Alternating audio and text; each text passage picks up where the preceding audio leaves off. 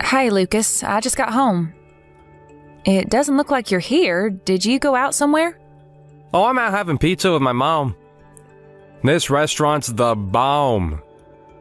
This is some of the best dilly darn doggin' pizza I ever had. Hang on, what? You went out to eat, just the two of you? Duh, you're working?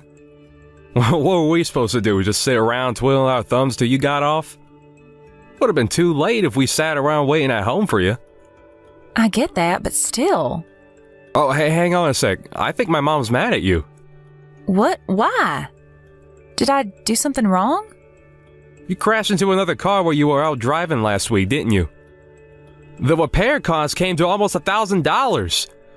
I just told her all about it. She almost spat her wine out all over the table. She flipped out and called you a careless moron. I didn't crash into anyone. The guy crashed into me because he was on his phone while driving. No way! I bet you weren't paying attention. I can't risk letting you drive the car again after this. You're dangerous. I'm sorry. You always were, scatterbrain. I lost count of how many cups and plates you've smashed. It's like breaking stuff is a hobby of yours. I really don't think I break as much stuff as you're saying I do. I always tell my mom about your careless episodes. Every time, without fail, she lets out the biggest sigh and says, "Wow, she did it again." She told me earlier she wishes I married a woman who didn't have 2 left feet. Why you gotta be so clumsy, babe? I'd really appreciate it if you didn't go bad-mouthing me to your mom. Every time we meet, she preaches at me about something or other. You need to pay more attention to this, or you need to stop doing that. It's so tiresome. So? Little instruction never did anyone any harm. In fact, I think it could be just what you need. Instead of complaining, you should see it as an opportunity to focus on your energies, on learning something new. My mom's been around a lot longer than you, and she knows a thing or two about the world. But I can tell she hates me and thinks I'm a failure as a wife. I don't think you constantly filling her head with unflattering stories about me is helping matters. Yeah, but she's not wrong. You are a failure of a wife. Wow. Forget it. I'm done with this conversation. When will you be getting home from your meal? Mom will probably start getting tired soon, and so I should be back by 10 p.m. You better make damn sure that I have a bathtub full of hot water waiting for me when I get home. I want to take a nice, relaxing soak to take the edge off of the stress of being married to you. Fine. Hey, guess what? My mom says she's got a thing or two to teach you next time you guys see each other. Prepare for the lecture of a lifetime. She says she's gonna undo the mess your parents made and re-educate you.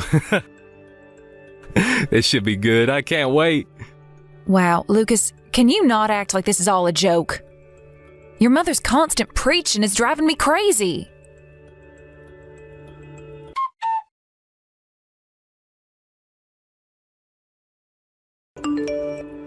What's going on, Tamsin? Why are you so late home today? Usually back home before 7 p.m. Sorry, I'll be back in 10. Excuse me, 10 minutes? Quit dilly-dallying and get a move on, woman! Where's my dinner? I said I'll be home soon. I bought you a spaghetti bolognese ready meal. I'll have it ready almost immediately after I get back. How suspicious. What is? You never come home this late. Something's fishy going on here, and I don't like this one bit. You're up to something, aren't you? I know a rat when I smell one. Are you cheating on me? No way! Why are you home so late then? Explain. Wow, Lucas, it's 10 minutes. Is there really any need for all this drama? If I was cheating on you, I'd be home a lot later than this. Anyway, it's your fault I'm home late today to begin with. Huh? How so? What does that have to do with me? You're the one who told me to go grab you a burger from the burger van by the station. There was a big queue, so I spent 10 minutes waiting in line. I went out of my way to go to the station after work instead of coming straight home because you wanted a burger. I wanted a burger. Huh? Did I? Yes, you did. The only reason I went is because you said you couldn't stop thinking about big, juicy hamburgers. Don't you think accusing me of cheating when I'm going out of my way to do something for you is a little horrible? I'm trying to remember. Nope, I never said I wanted no burger. You're lying. I don't have the faintest recollection. Yes, you did. You shut your goddamn lying mouth. Do not blame me for your laziness. I bet you dawdled the entire way home doing dumb women shit like looking at handbags and shop windows. Lucas, are you drunk? You've been drinking, haven't you? I can tell. I can always tell. You're always so forgetful when there's alcohol involved. Yo, so what if I want to enjoy a freaking beer after work? That a crime? God, I'm not even drunk at all. I can handle my drink perfectly well. I knew it. There's nothing wrong with having a beer before dinner, you goddamn Puritan. I was bound to want something with you making me wait so long to eat. I'm begging you, Lucas, please don't overdo it this time. Will you just leave it at one beer for me, please? You know how much damage that stuff has done to your body. Your doctor told you to stop altogether, remember? Are you sure it's really a good idea to be drinking again? There's no problem as long as I ain't drank too much. What is it, you think I'm not capable of controlling my alcohol intake? Ugh, stop patronizing me already. But are you really? Isn't the reason your scans came back showing liver damage precisely because you're not capable of controlling your intake? God damn it, woman, button it already. Forget this crap. Hurry up and come home and make my dinner. I'll be checking your phone when you get back. Why? Well, I need to find out whether you've been cheating on me. Jesus Christ, Lucas, will you stop this? I told you I'm not cheating on you. Oh, I'm sure you're probably not, but I gotta check just in case. You can never let your guard down around a woman.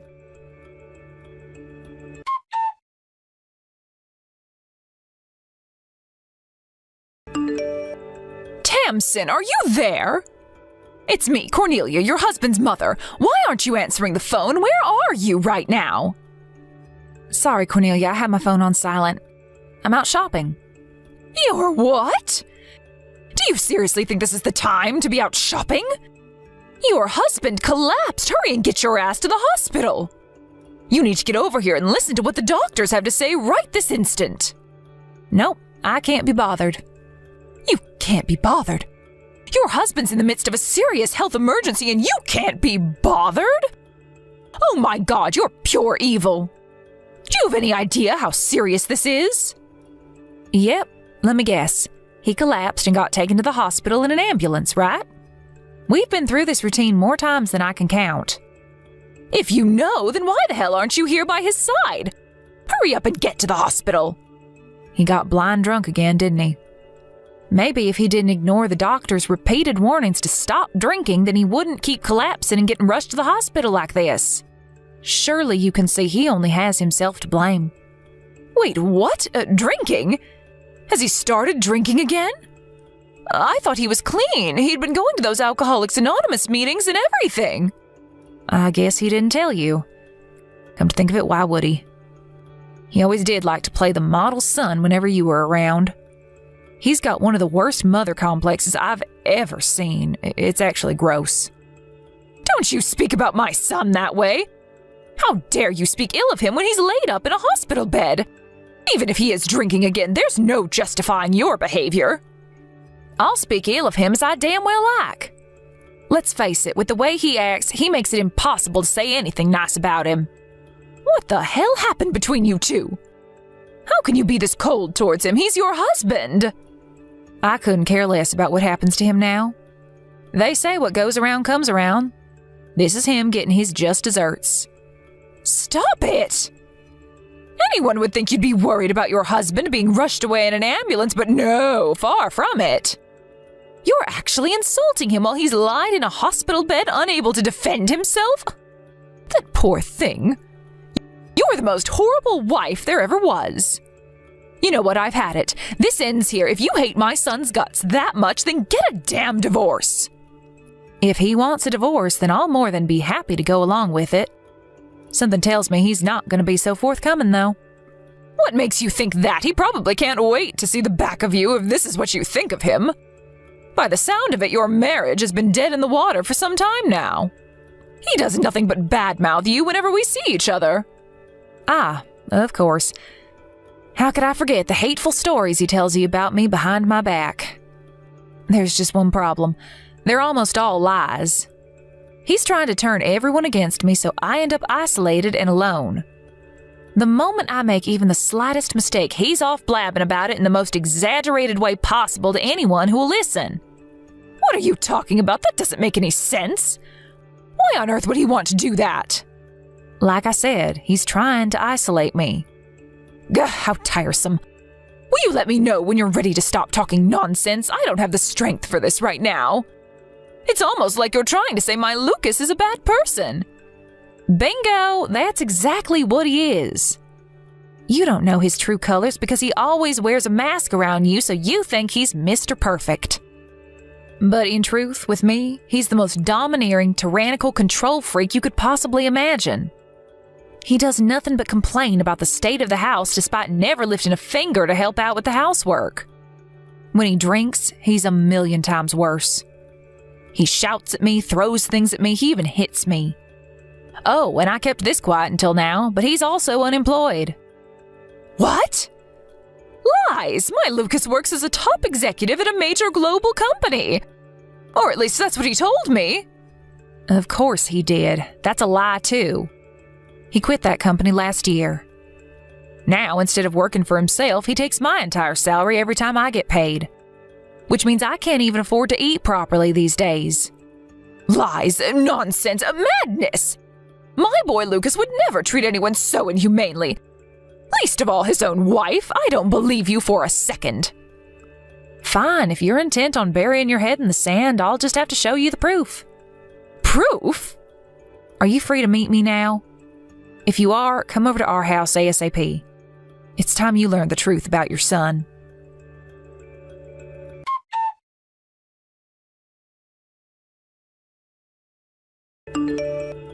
Mom, can you believe this? Visiting hours just ended. But Tamsin was nowhere near to be seen. My wife! My very own wife doesn't even want to visit me in the hospital. What the hell's going on with her lately? I mean, let's face it, we already knew she was an object of failure of a wife, but this just takes the biscuit. How does she even sleep at night? Will you tail her off for me, Mom? Did you speak to the doctors yet, Lucas? Did they explain to you what's wrong with you and why you ended up in the hospital? Nope, none of them know what's wrong with me. It's a mystery. If I had to guess, I'd say I probably got food poisoning from my stupid pea-brain moron of a wife's cooking. Her cooking's so bad, I think I'd rather eat my own vomit. You should taste the stuff she calls soup. That stuff will put anyone in the hospital. Damn, what did I do to deserve this? Imagine. Hospitalized by my own wife's cooking. It's actually comical when you think about how ridiculous it is. I must be the unluckiest guy in the world. Lucas, you will apologize to Tamsin at once. Huh? Why? Stop blaming her for things that aren't her fault. You're in that hospital bed because you started drinking again, didn't you? You ignored the doctor's warnings and got so blackout drunk you could barely form a sentence. What? What the heck are you talking about, Mom? All that stuff's behind me. I'm clean now. I haven't been near the bottle in years. Believe me, I take the doctor's warning very seriously. Is that so? I tell you what, I'll go and talk to the doctor and find out for myself. Let's ask him directly and find out exactly why it is that you're lying in that hospital bed. No, Mom, don't do it. He's been saving lives. The last thing he needs is you bugging him. Besides, he's only allowed to talk about his patients with their families. I'm your mother, you idiot. Obviously, he'll tell me. What the heck is with you, Mom? I already had a long chat with the doc about my situation. You shouldn't be bugging him anymore. He's a busy guy. Why won't you believe me? You seem different. What's going on? Normally, I'd believe every word you said without so much as a hint of doubt. But I'm done blindly accepting whatever you tell me. What's gotten into you all of a sudden? Is something happened? Is the stress of me being in the hospital making you go kooky? Now look, I get this can't be easy on you, but that's no excuse to be giving me a hard time. Don't patronize me, Lucas. I met up with Tamsin. She's with me now, actually. You're together. If you're with her, tell her to hurry up and visit me in the hospital. This is no way for her to be treating her husband. I won't be telling her that. Oh, why not? I saw what you did, Lucas. Saw what? What were all those bruises on Tamsin's body? I've never seen anything like it. What have you been doing to this poor girl? Huh? That's not all. She showed me your bank statements, too. You've been spending money like it grows on trees despite not getting paid a salary for months and months. When did you stop working for Peeps Logistics? And why didn't you tell me that you were unemployed? Have you been lying to me about everything this whole time? Oh, no. Well, I just... So it was like, No, I didn't lie to you, Mom. You've been making Tamsin work like a dog to provide you with money to blow on frivolous junk and beer while lazing around at home, not lifting a finger this whole time, haven't you? Every time I saw you, you'd go on and on about how sick to death you were of her. You practically called her every name under the sun. But the truth is, you were in no position to be criticizing anyone, were you? Mama, please, you have to hear me out. First of all, about those bruises on Tamsin's body, before you go off jumping to these crazy conclusions, there's a perfectly reasonable explanation as to how she got them. You see, she's always been real clumsy. She has this stupid habit of bumping into things around the house, you know, desks, doors, cupboards, drawers, that kind of thing. Surely, I don't need to tell you how careless she can be. Remember all those stories I told you about her doing dumb stuff? She has bruises all over her body, Lucas, even on her back. You can't seriously be telling me she got these from bumping into a table. These aren't from bumping into things. I couldn't stop crying when she showed me what you'd done to her. Chill out, Mom. It's fine. Dry your tears. There ain't nothing to cry about. Tamsin wants out. And you're going to go along with the divorce without so much as a complaint. Do you hear me, boy? Do you understand what the implications would be if you refused to give her what she wants? You wouldn't have a leg to stand on if she took you to court over the domestic violence. You wouldn't even be able to afford the compensation because you don't have a job. You're going to do the right thing and accept the divorce before it comes to that. Jeez, Mom, where the heck is this all coming from all of a sudden? I'm not divorcing Tamsin. She's my wife. Yes, you are, Lucas. If you had any sense about you, you'd do exactly what your mom is telling you to do. I can't tell you how excited I am about getting away from you and never looking back. Thankfully, I was able to get out of the house without worrying about upsetting you and facing more of your beatings because you're in the hospital. Tamsin, is that you? Your mom's helping me to get my things together as we speak. Forget all that crap about court and compensation. I don't have the energy for it. Just sign the divorce papers and let's be done with it. We ain't getting no heckin' divorce. Stop being so selfish, damn it. My mind is made up and my will is firm. I'm leaving. I never want to see your face again for as long as I live. What brought on this all of a sudden, babe? Did I do something to upset you? I thought it was weird when you didn't visit me in the hospital, but now this? All of a sudden? Are you being serious? I wanted out for months now. This is my golden opportunity. Golden opportunity? I collapsed and got rushed into the hospital in the ambulance, woman, and you're calling it a golden opportunity? You're sick. I knew it was now or never, Lucas. There was no way I was about to let this chance go to waste. I have no intention of playing the doting wife by your deathbed. I wouldn't visit you if there was a gun to my head. I'm using this opportunity to get away from you while I still can. What'd you just say? My deathbed? You seem to be under the impression I haven't been to the hospital. But I was there earlier today. You came? When? While you were asleep this morning. The doctor explained your situation to me. He said your liver and pancreas are barely functioning anymore. I was shocked, but I can't say I was surprised. Let's face it, no one can carry on drinking as much as you do forever. Right. I wanted to talk to you about this when you visited, but you never came. You know, about the future. I have no intention of being a part of your life as your health deteriorates while you fight your self-inflicted illness. Nor do I have any obligation to look after you. I'm sick of being your doormat and punching bag, and it ends now. Tamsin, no, please, wait. You're my wife, baby, we're married. It's times like this where we have to be there to support each other more than ever. Wow, you're something else. You can't seriously say you thought I'd stand by your side after everything you did to me. The only reason I didn't do this months ago is because I felt trapped and afraid. You treated me like less than dirt on your shoe. You made me feel worthless. I wanted to kill myself, Lucas. What, you think I'm suddenly going to forget all about that and start playing the loyal wife just because you just found out you don't have much time left to live? I never meant to hurt you, baby. What? Even though you hit and abused me on a daily basis? How could you want to do anything other than hurt me? Not only that, but you went out of your way to spread vicious lies about me behind my back to practically everyone we know. In a way, I think the emotional abuse actually hurt worse than the beatings. What even was I to you?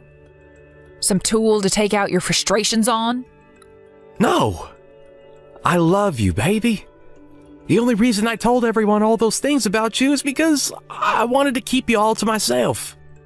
I thought that if I could isolate you from your friends and family, I could make you so completely and utterly dependent on me that you'd never be able to leave me, and I can have you all to myself forever. What? It was just my own special way of showing my feelings for you. I did it because I love you, Tamsin. You have some serious psychological issues. If you're going to come up with excuses, at least come up with some more convincing bullshit than that. You disgust me. It's true what the doctor said. I might not have long left. But I at least want to spend what little time I have left on this earth with you, babe.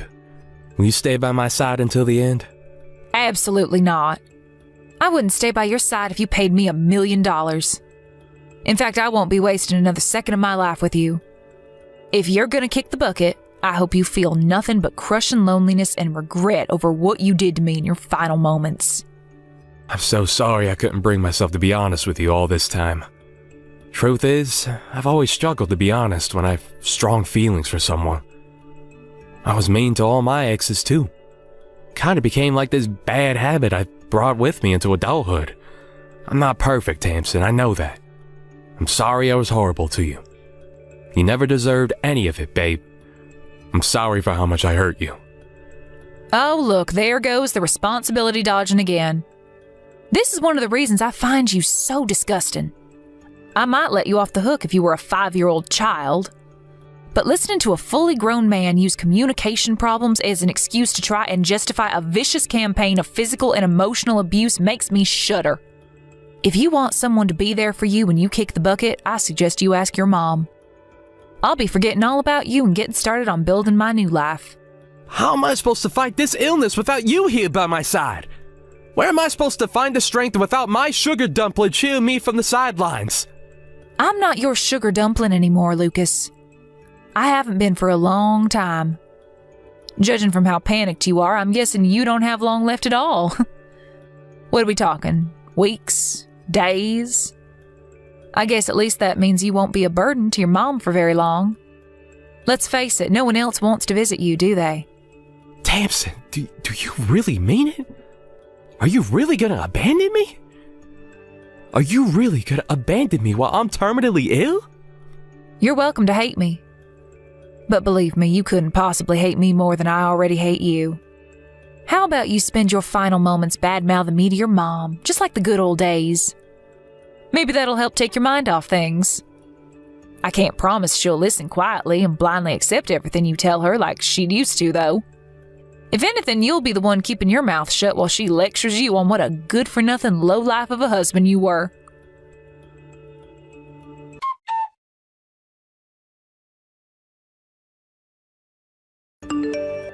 With that, I moved out of the house me and Lucas had been staying in together and took a flight down to Arizona to stay with my sister. I probably didn't have to go so far, but I wanted to make it as hard as possible for my terminally ill ex-husband to track me down.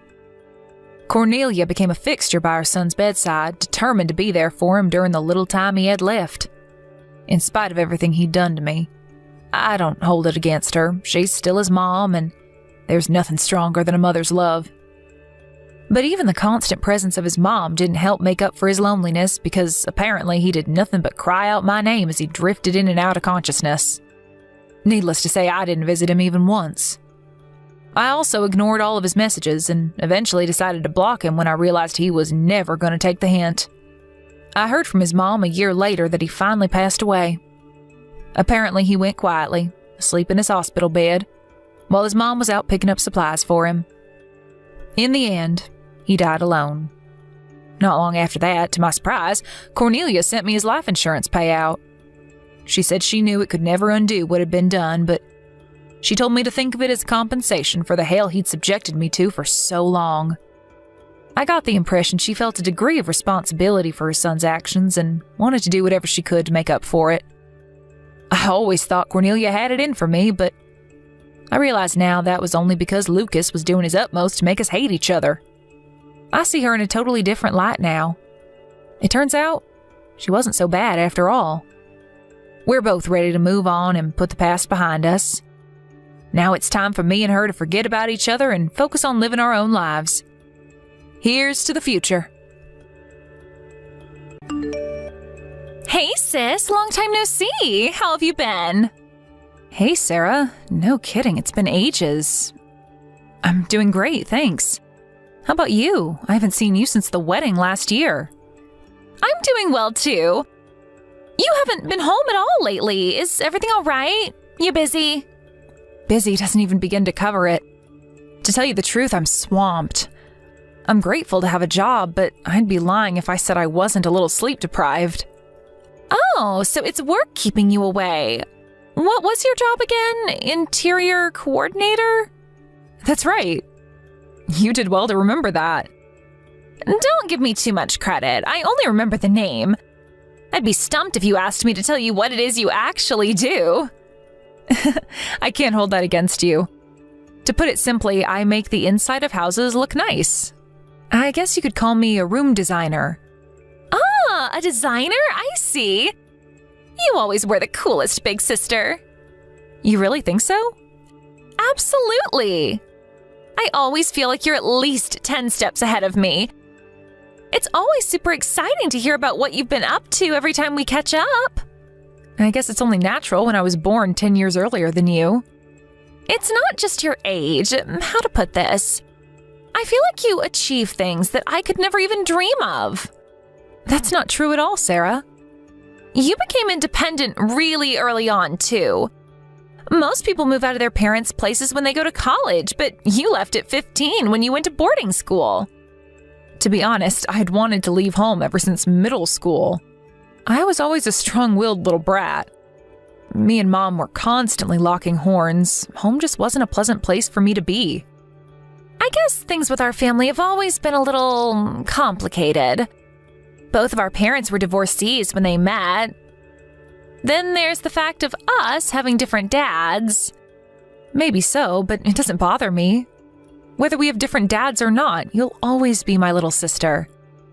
I just chalk it down to going through puberty and having my rebellious phase earlier than most. I don't think I did anything special. Still, it takes a heck of a lot of bravery to leave home all on your own at that age. I would have never been ballsy enough to live away from Mom and Dad at 15. I mean, just look at me. I still live at home with them now. You saved all the money to put yourself through high school, college, and technical school by yourself, right? And all while paying for your own living costs. I've always enjoyed working. My job back then was no different. On the flip side, my studies during high school took a major hit because I flunked so many classes to work overtime. I guess it just goes to show that it's true when people say your grades in high school don't matter. You're living proof of it. You're probably way more successful than everyone who attended all the classes. You really are an inspiration, sis. I can't believe you married an architect, too. Your house is one of the coolest buildings I've ever seen. You really think so? You know, you're always welcome to come over. We have a guest room, so you can even stay over if you like. Me and Arminius would love to have you. Thanks, sis. I'd love to, but you live so far away, I'd have to book a flight. That's true. Oh, my bad. You're scared of heights, right? Come to think of it, aren't our entire family except for me afraid of high places? Yep. Planes terrify me. I don't think I could bring myself to get on one. Sorry. They're not that bad, really. They fly at such altitudes that you lose all sense of height. You lose all conception of how high up you are after you take off. Really? Still, I wouldn't be able to afford a ticket right now. There are a bunch of discount airlines these days. Depending on the time of year, flying can be cheaper than driving. Maybe so, but I really don't have any money. But there is something I've had my eye on for a while.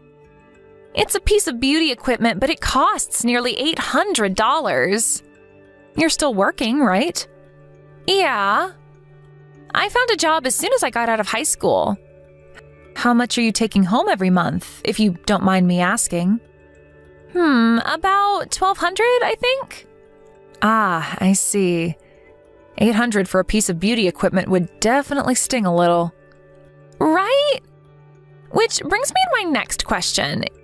You know how I think you're the best big sister in the whole wide world?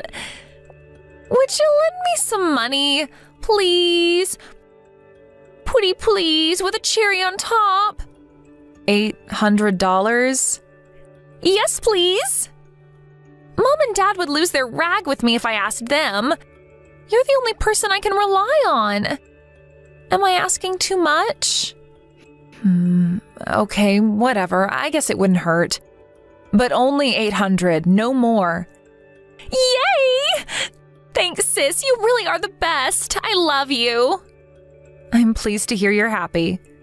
But seriously, watch your spending after this, okay? You should really be trying to save some money away for a rainy day. Sure, I'll bear that in mind. Thanks so much, Lila. I mean it.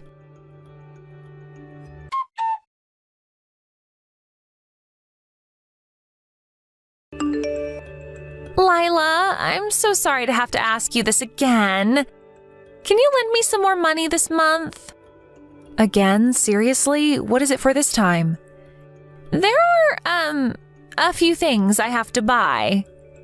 Can't you buy them with your own money? My salary just doesn't cover it. Don't you have any savings? Not even a cent.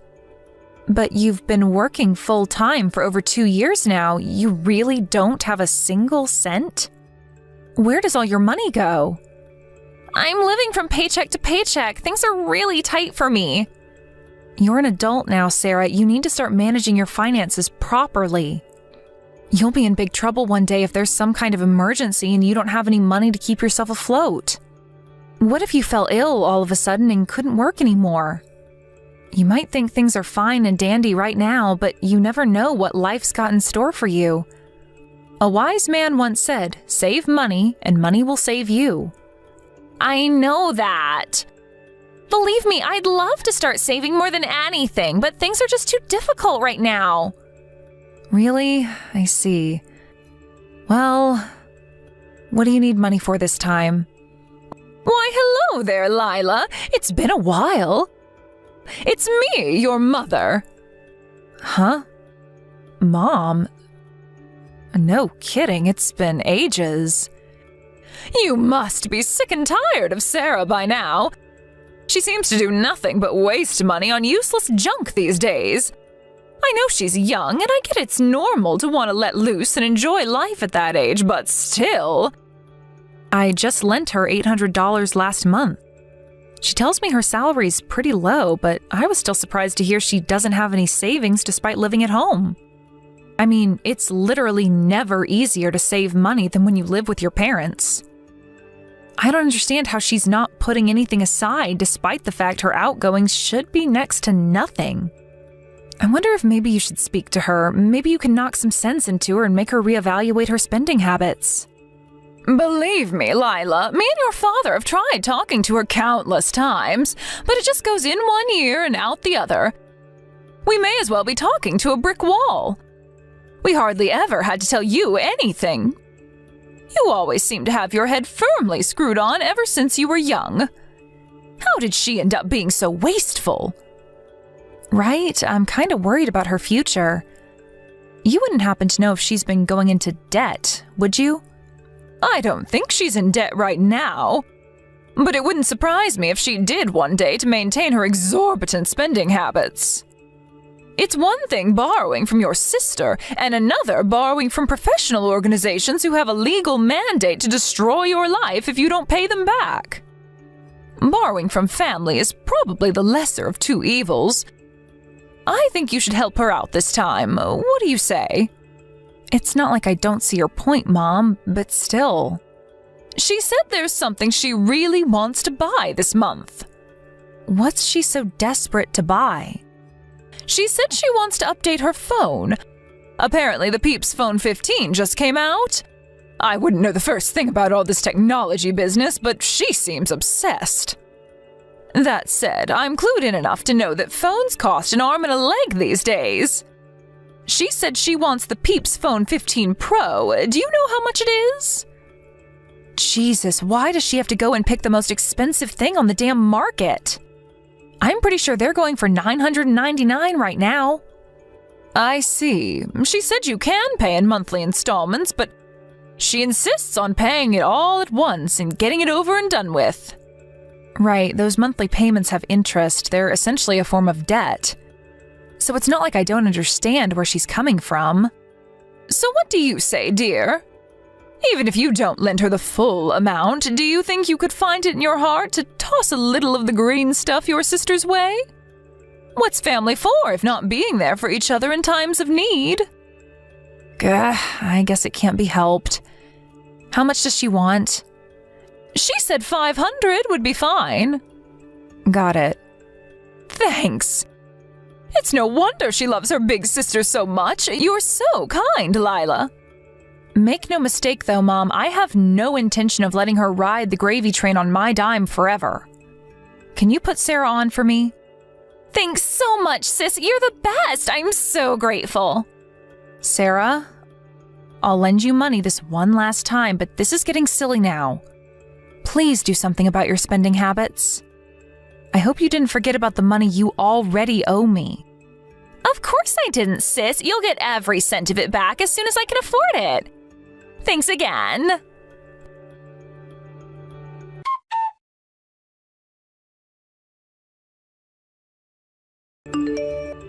I'm sorry to have to ask you this, but...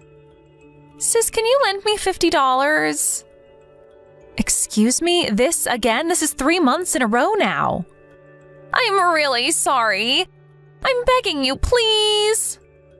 How many times do I have to tell you? You need to get your spending under control. What do you need the money for this time? Some things. Some things? Not good enough. At least tell me what you'll be spending my money on. There are a few things I need to buy. So explain to me what those few things are. Go on, I'm listening. I'm not lending you a cent if you won't tell me what it's for. I'm sorry, I can't tell you. But I'm gonna be in serious trouble if you don't lend it to me. How? Why? What kind of trouble? Please, all I'm asking for is $50 this month. This isn't about the amount. I just want you to tell me what exactly you're so desperate to spend my money on. Lila, I'm sorry. It's not that I'm not willing to lend you the money, Sarah. I just need you to work with me and explain what's going on that you're in such dire straits all the time. You're going to be asking me for money every month for the rest of our lives at this rate. I have to be honest, the reasons you've been giving me so far, beauty equipment, a new phone, I don't think these are the kind of things you should be going into debt to buy. How about reevaluating your spending habits so you don't constantly have to pester me for money and end up stuck in a perpetual borrowing cycle? This will be the last time, I swear. Put yourself in my shoes, Sarah. How am I supposed to take your word on that? Seems more likely to me that you'll use this $50 to get yourself out of whatever pinch you're in this time before coming back for more next month. Tell me why you don't have enough money. You'll never get anywhere unless you fix the underlying problem. I can't fix it on my own. Then let me be there for you. I'll help you to the best of my ability. I just want you to tell me what's going on. You'll help me? Really? If you're going through hard times, then let's work together to fix whatever the problem is so you can come out of the other end without being in mountains of debt. I'm really proud of you for working so hard and making your own money.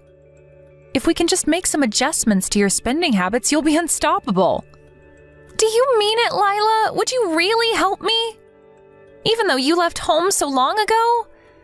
I thought you didn't want to get wrapped up in family problems anymore. Things are different when my little sister's in trouble. I care about you a lot more than you know.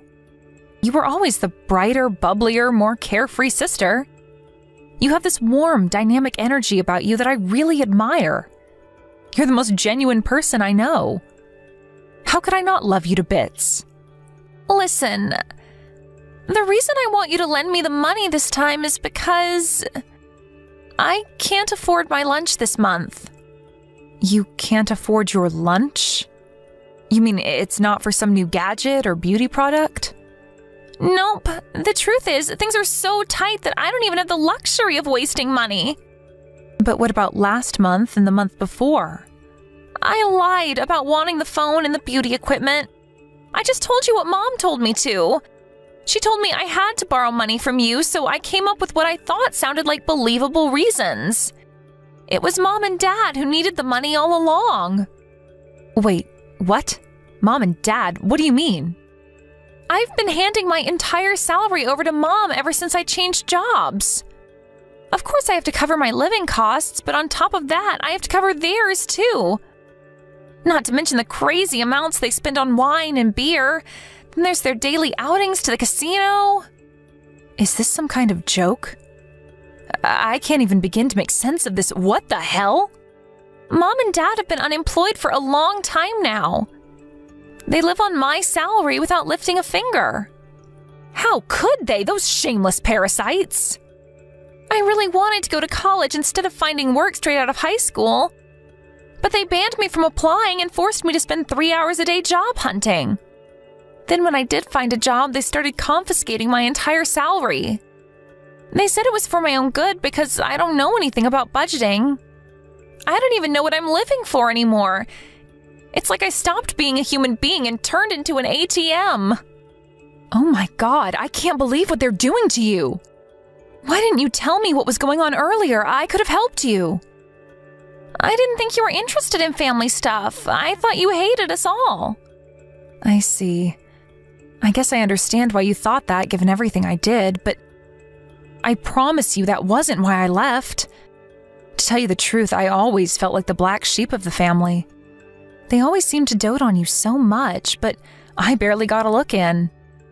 I had this unshakable feeling that I wasn't wanted at home, and that the sooner I left, the happier you'd all be. That's why I left at 15. Maybe it looked like that to you, but believe me, I've never felt like Mom and Dad loved me. Surely you get that now you know what they're putting me through. I'm nothing more than their personal ATM. I see. It looks like I made a huge misunderstanding. I'm sorry, Sarah. I'm so sorry I let you go through all this alone. But don't worry, I'm here to help you now. What should I do, Lila? I feel so lost. Even if I left the house, it's not like I have any money to support myself or anywhere else to go. I feel like I'm stuck in a cycle of endless suffering at the hands of their insatiable greed. But at the same time, I don't have the courage to leave, so I just keep tolerating it. What am I even doing? Waiting for a miracle? My life is such a mess. I understand how you feel. The reason I moved out when I did was because I was terrified of becoming like that. I figured that taking a leap of faith and making a go of my life on my own, even if it meant taking a huge risk, was preferable to letting them get their grubby mitts on any money I might end up making in future. You don't have to worry anymore. Everything's going to be okay. I'm going to get you out of there. You'll never be on your own, Sarah. I'll always be here to help you. I want to be like you, Lila. I want to be strong enough to make it on my own like you do. All right, sis. Sit tight and leave this to me.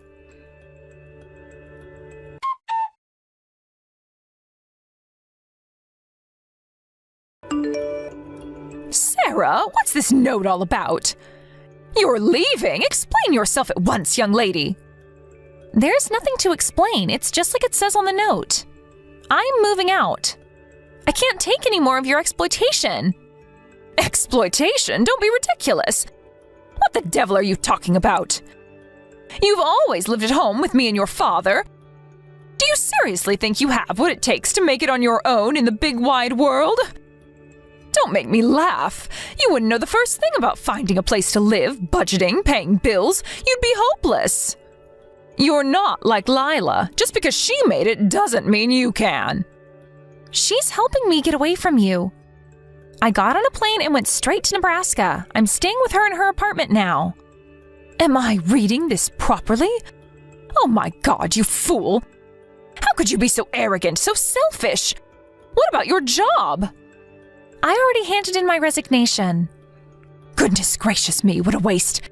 Surely you don't actually think there are any companies out there who'd hire a wet-behind-the-ears high school graduate like you?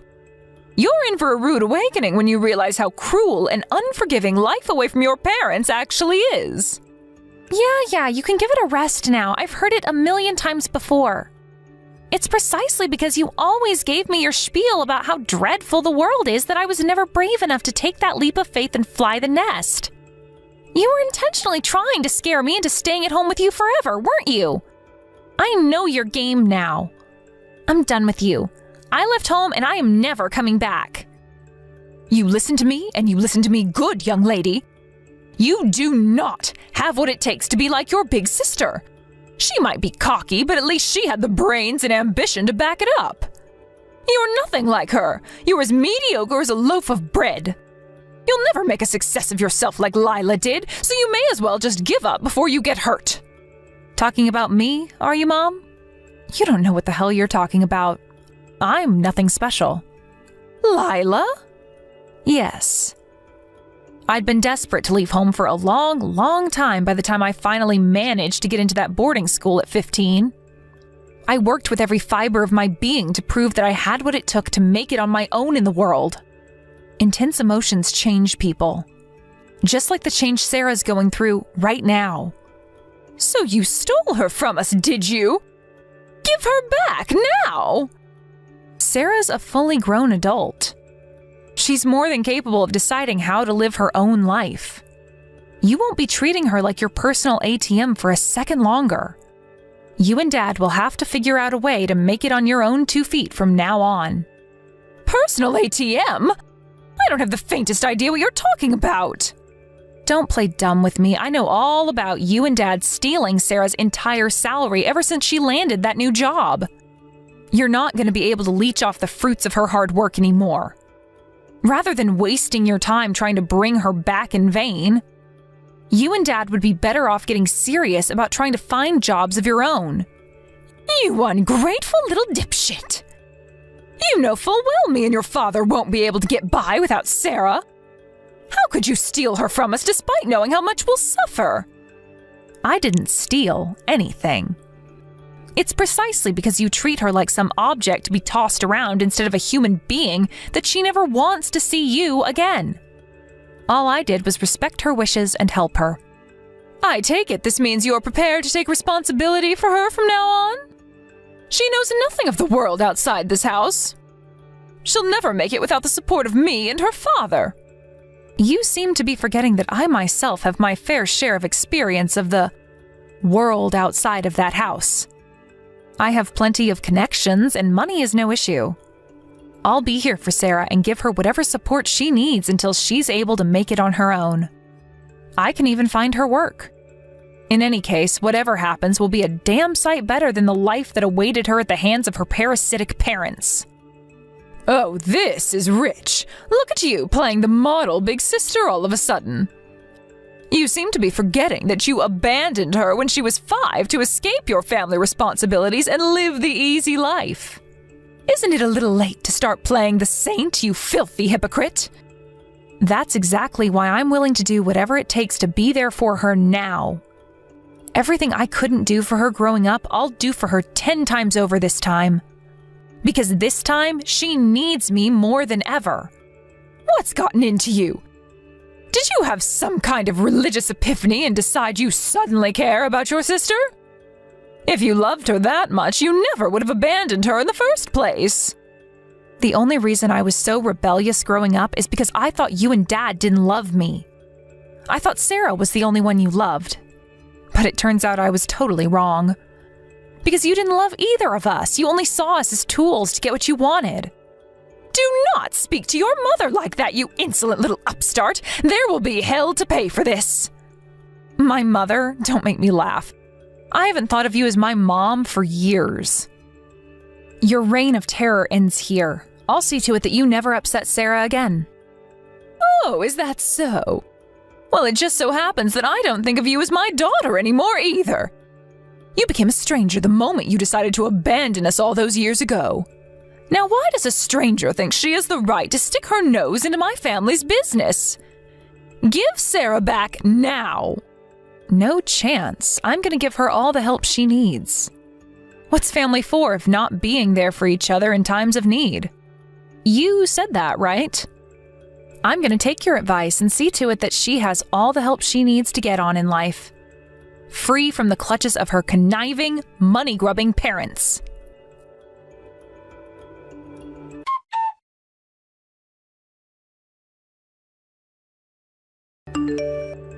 I let Sarah stay in the spare room of my apartment for a few months after that. Then, after making a few phone calls and calling in some favors, I got her a job as a receptionist at my friend's architecture company. After working hard to save up some money, which she was finally able to keep to herself, she had enough to move out of my apartment and became fully independent.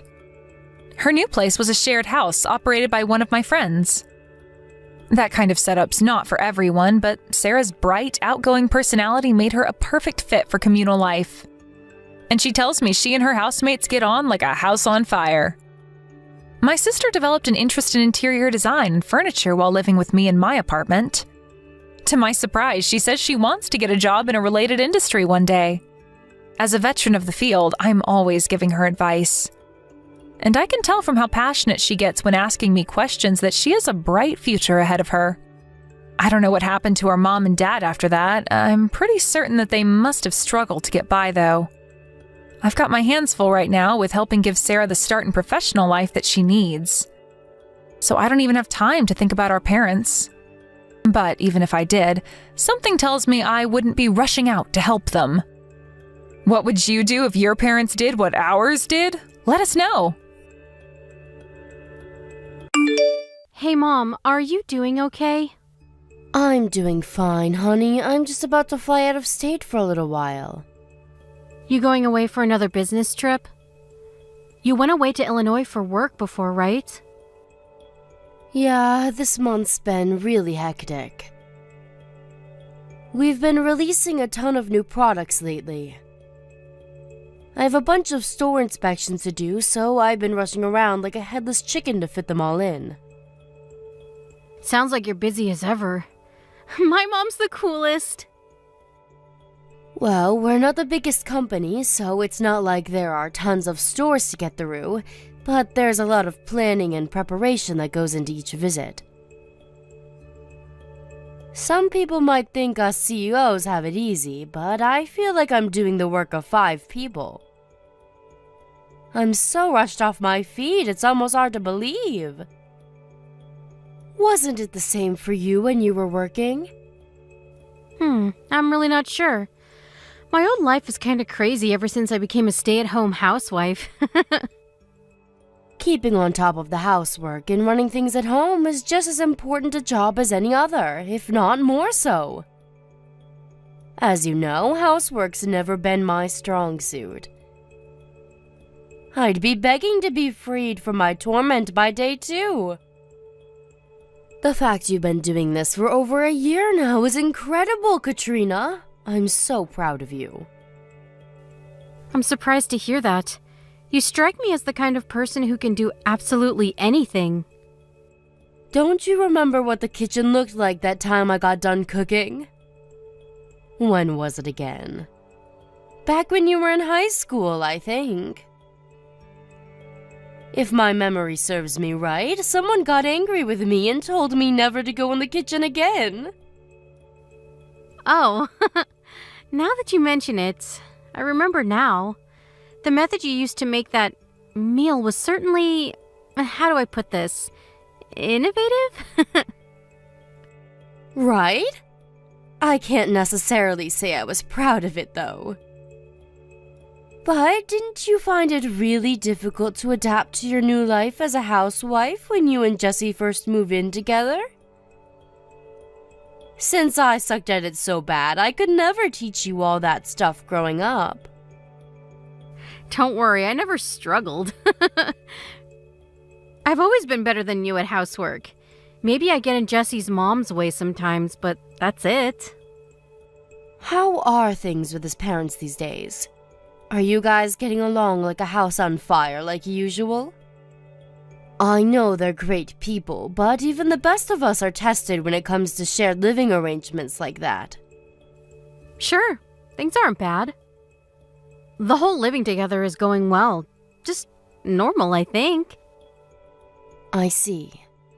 I want you to know that you can always talk to me if there's ever anything troubling you, okay, Katrina? It's totally normal if you find it difficult at times.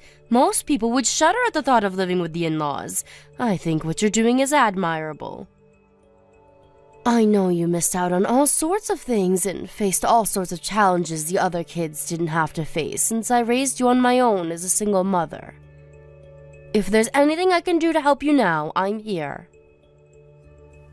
Don't be silly, Mom. My childhood was great. I wouldn't have it any other way. I never wanted for anything after Dad died, and I'll always be grateful for everything you've done for me. Thank you, Katrina. I feel like 10 years got added onto my life from just hearing you say that. Come on, Mom. Surely that's an exaggeration. Sorry to go off the subject. Anyway, I want you to know that if you ever need me for anything, I'm always just a phone call away. Okay, thanks. Actually, now that you mention it, there was something I wanted to ask you, or how do I put this? A favor to ask. The thing is, Mom, I'm thinking about starting work from home as a freelancer. Wow, really? That's great, sweetie. So, I was wondering if you could maybe give me some work through your company to help me get started? Of course, I'm happy for you to go through all your preliminary checks and complete some trial work if you need me to. I don't want you to treat me any different than you would anyone else. And if it turns out you don't have any use for me, then of course you don't have to take me on. It just so happens that I have the perfect thing for you. I've been thinking about putting some effort into expanding the company's reach on social media lately. Especially Peepbook. All the kids seem to be on there these days. You used to work in graphic design related to marketing, right? Do you think you could make us some images to promote the company on social media? You bet I can. That's exactly what I did in my old job. I'm pleased to hear it. Most of the staff at our company are bordering on being geriatric. So I thought it'd be nice for us to get some young blood on board. I think you could be just what we need. I have all sorts of ideas about new marketing strategies and product ranges. I can't promise the wages will put you on any private jets, but what do you say? Absolutely, count me in. Got it. I'll fill you in on the details later on. Can you send me a work use address? Sure, will do. Thanks so much, Mom. You're the best.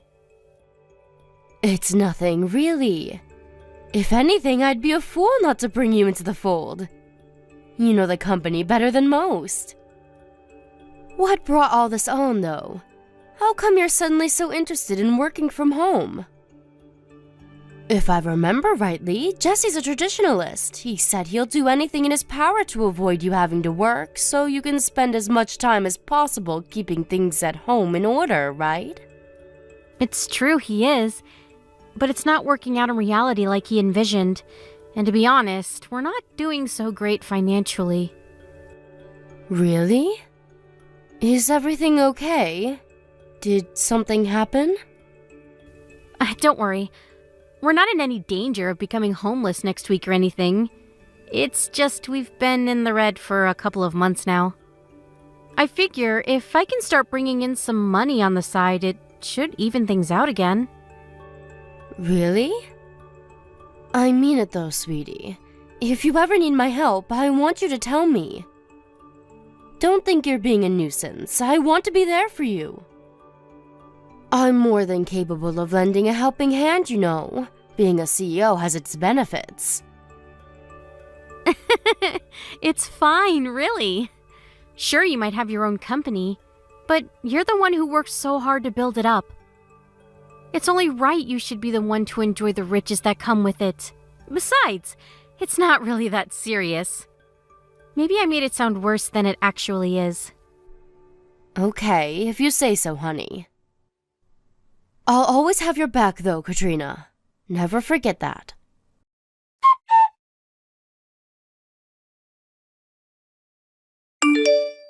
Hey, Annie, it's been a while. Well, if it isn't Jessie. No kidding, it's been ages. When was it that we all went for that meal together? 6 months ago? Anyway, how's my favorite son-in-law doing? I'm doing great, thanks. Yeah, 6 months. Thanks for taking us out back then. Even now, I can still remember the flavor of those tender, juicy, succulent ribs. Delish! Oh, Mama, I'm getting hungry just thinking about them. You're right, everything was amazing. That was the best steak I've ever had in my life. I thought the place looked good as soon as I read the reviews online, and they didn't disappoint. I'd love if we could all go together again soon, but I imagine you're probably all kinds of busy with work. Huh? What do you mean? Well, it's just that last time I invited Katrina out for a meal, she declined because she said you'd be home late. Is everything okay? I hope you're not overdoing it at work. Oh, that. I actually picked up some part-time work on top of my main job. Huh? You're working part-time on top of the full-time hours you do at your normal job? This is kind of embarrassing to admit, but the management at my main company is a train wreck. You could say things have been running less than smoothly lately. I took a huge pay cut a couple months back and things show no sign of improving. To put it bluntly, the place is in tatters. Wow, I see.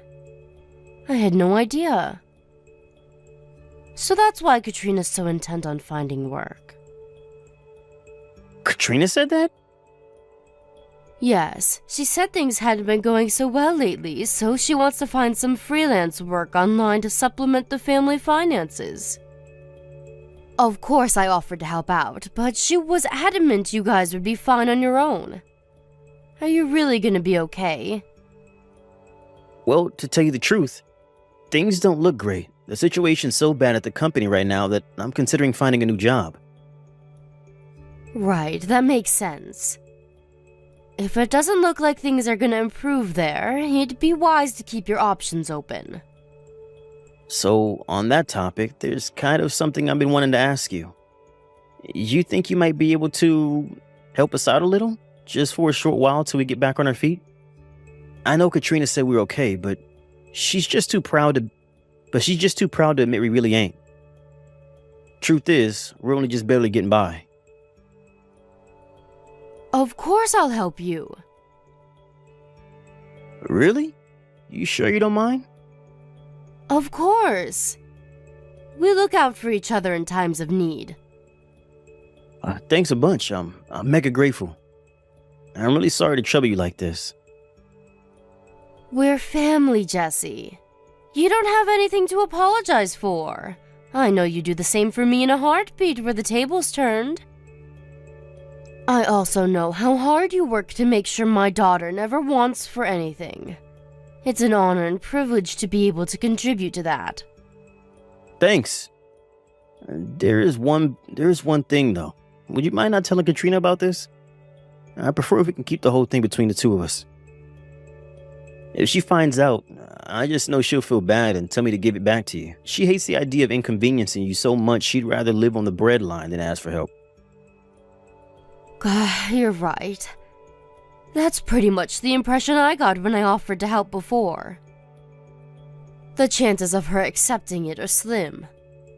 On the other hand, money is important, and I'm a big proponent of openness and honesty within a relationship, especially a marriage. I understand that, but my pay cut has taken its toll on us both over the last couple months.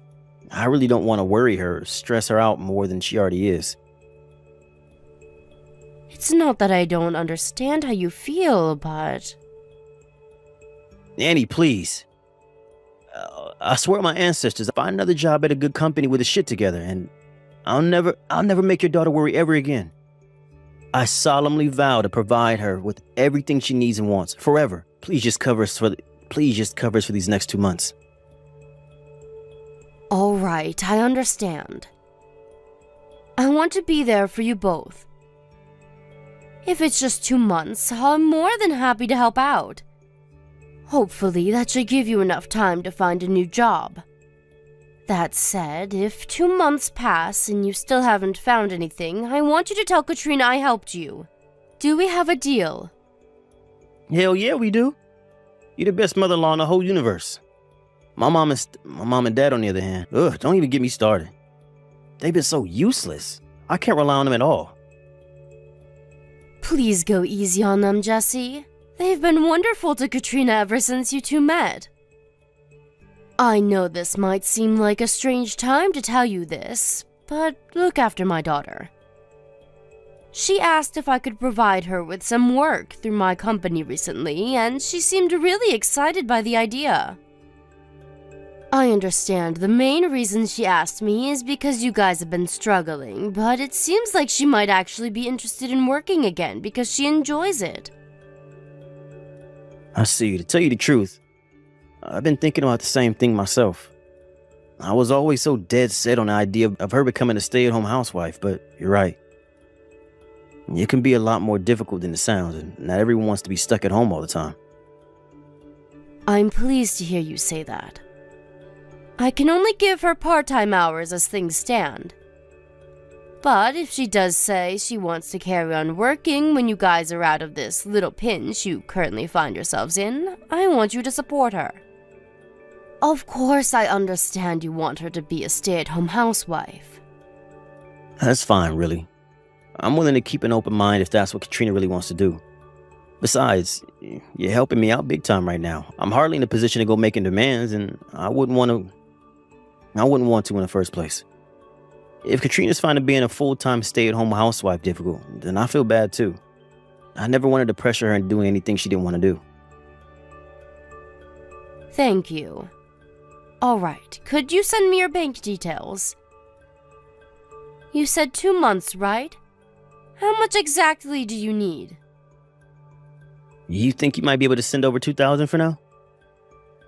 Okay, got it. I just sent the money. I'm looking forward to hearing how your job hunt's going in 2 months' time. Fingers crossed for it being good news.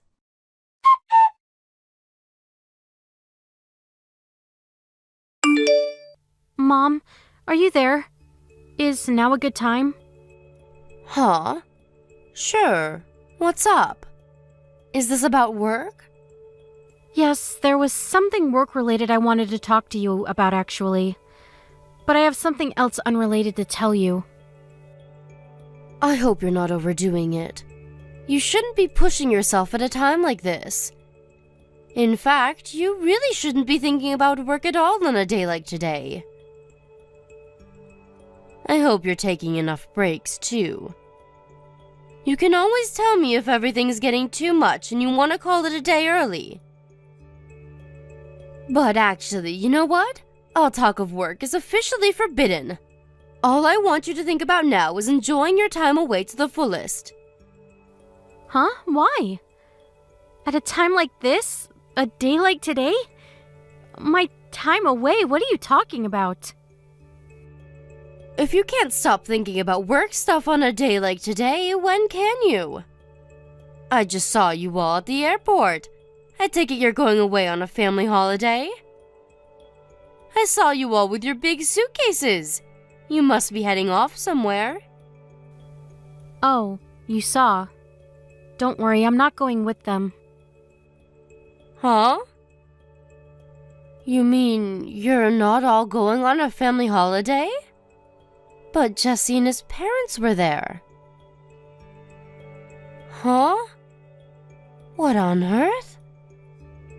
Back at the house like always. What does that mean? It means just that. This was what I wanted to talk to you about, actually. This whole thing with living with Jesse and his parents.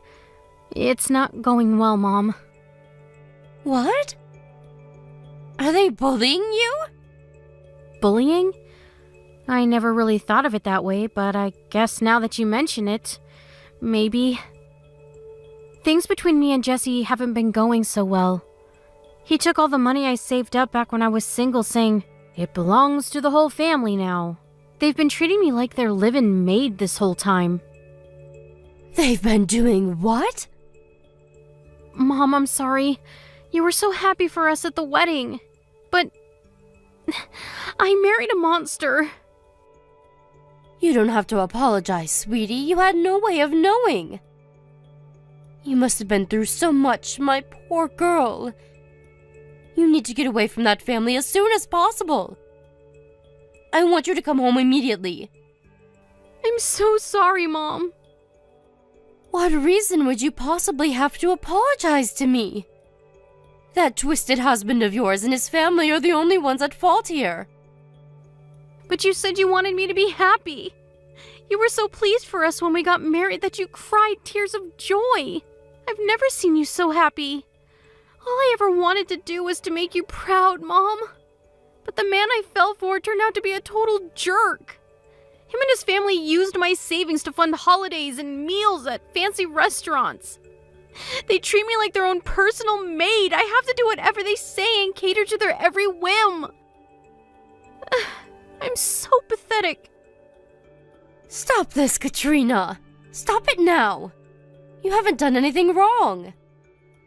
Listen, sweetie, there's something you should know. Something I should know? The reason I didn't say anything to Jesse and his family when I saw them at the airport is because I thought it might make Jesse feel awkward. Awkward? How do you mean? I owe you an apology. The truth is, Jesse asked me for some money. He told me what a difficult spot you guys are in, and I gave him some. He even came begging to you for money? That jerk! I can't believe this. As if stealing my money wasn't enough. He even went pestering you for cash behind my back? So that's where the money for the holiday came from. My savings are running low. So I was confused when they said they were going away on a lavish family holiday together. But this explains it. Just when I think he can't sink any lower. God, what a scumbag! Katrina, just tell me one thing. Do you have time to do what you need to do now? Yes, it's time for me to get away from this house once and for all. Good. Come to my company's office as soon as you can. We have your future to discuss.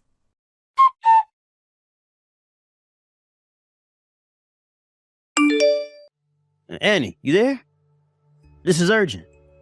Is Katrina with you? She sure is. The divorce papers are left on the table, right?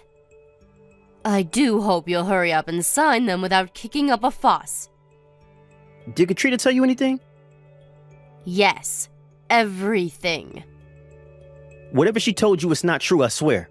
This is all a huge misunderstanding. Which part?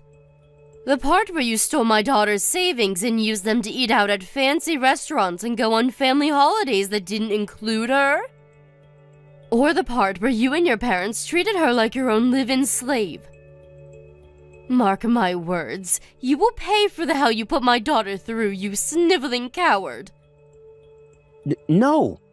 You're being too hasty here. Let's not jump to conclusions, okay? Just because Katrina says those things doesn't make them true. What she told you is wrong, a lie. Well, maybe not strictly a lie, but she has it all wrong, I swear. There are two sides to every story. Go on, I'm listening. Are you saying there was a perfectly legitimate reason for you to take advantage of bullying and abusing my daughter? This should be good.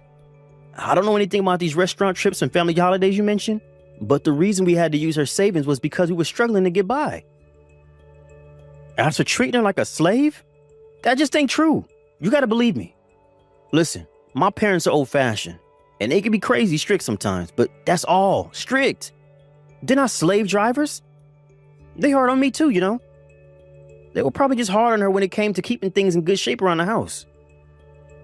My poor daughter's hands were so worn out I could barely believe my eyes.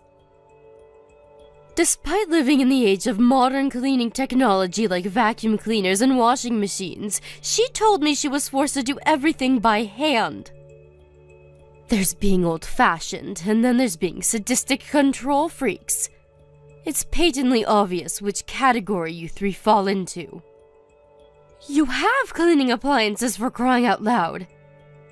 But you still made her hand wash her clothes with a washboard. That's harassment, plain and simple. A washboard? Sorry, I had no idea that was going on.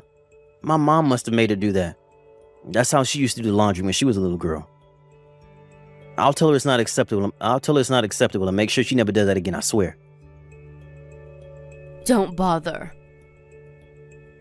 My daughter's never coming back. But I love Katrina. She's my darling angel, my soulmate. I had no idea my parents were treating her like this when I wasn't around. I'd never let them get away with it if I knew. Do you really think I'd turn a blind eye to that kind of thing? She's my wife. I promise I'll never let this happen again. Please just let me speak to her. She's not answering my text or picking up the phone. No chance. She wants nothing more to do with any of you. You're done. Finished. She wants a divorce.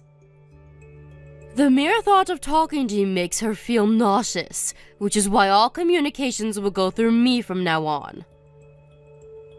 If there's anything you want to tell her, go ahead. But I don't want a divorce. I don't consent. I'm not signing those papers. She's so special to me. She's the love of my life. I can't lose her. If she doesn't want to live with my parents anymore, we can move away and get our own place. Please, just give me one last chance to speak to her. I'm begging you. But your parents weren't the only ones who bullied, abused, and manipulated her, were they? You were involved too. I wasn't, I swear. You have to believe me. Besides, do you have any proof? You can't just go around making wild accusations like that. Would you admit it if I did? Because it just so happens that I do, actually. She has all of the transaction history from the bank account you've been stealing money from ever since you got married. One thing you didn't take into account during your horrible campaign of abuse against my daughter is that she's very clever. She had the wisdom and forethought to hire a private investigator to collect evidence of what you were doing before her savings disappeared completely. She also recorded you all verbally abusing her every day. She did what? You underestimated my daughter, you twisted scumbag. What now? You got the balls to admit what a lowlife you are yet? Believe me, we have ample evidence and are willing to use it to bring you down if we have to. Nah, you got this all wrong, I swear. Did you say she saw my transaction history? You should know the only reason I visited all those strip clubs was because I was on work-related business. You're telling me you spent thousands of dollars across virtually every strip club in the city on work business? What kind of job do you do? The private investigator ascertained beyond any doubt that you were there for private reasons. You always went on your own, after all. God, you wouldn't get it. Us guys, we need to release sometimes. That's just how we are. Well, she must have hired some cheap amateur, because that's wrong. So that's your position, is it? Do you stand by that? Actually, forget it. I have no interest in dragging out this conversation any longer than it has to be. We have plenty of proof besides, so your protests are useless. It turns out you were also buying the stripper's presents. You're a generous guy, huh, Jesse? Oh yeah, and you used that money I gave you to keep you going until you found a new job to go on a lavish holiday with your family, didn't you? It was my mom's birthday. Even still, you left Katrina all on her own at the house while you guys went abroad to live at large on my money. Why was that again? Oh yeah, because it was her job as your wife to stay home and watch the house. You really are the most despicable human being I've ever had the misfortune of knowing. What the hell is wrong with you and your family? I feel like the average caveman probably had more progressive views on women than you. The only reason we didn't take her on holiday with us is because we wanted to give her some alone time. Living with my parents was taking its toll on her, so we thought the holiday would be the perfect opportunity to give her some room to breathe.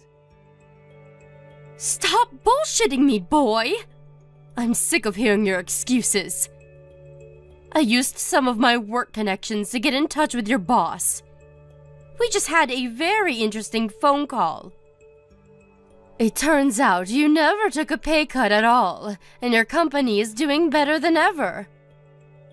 Go on, explain yourself. I'll wait. Wait, what?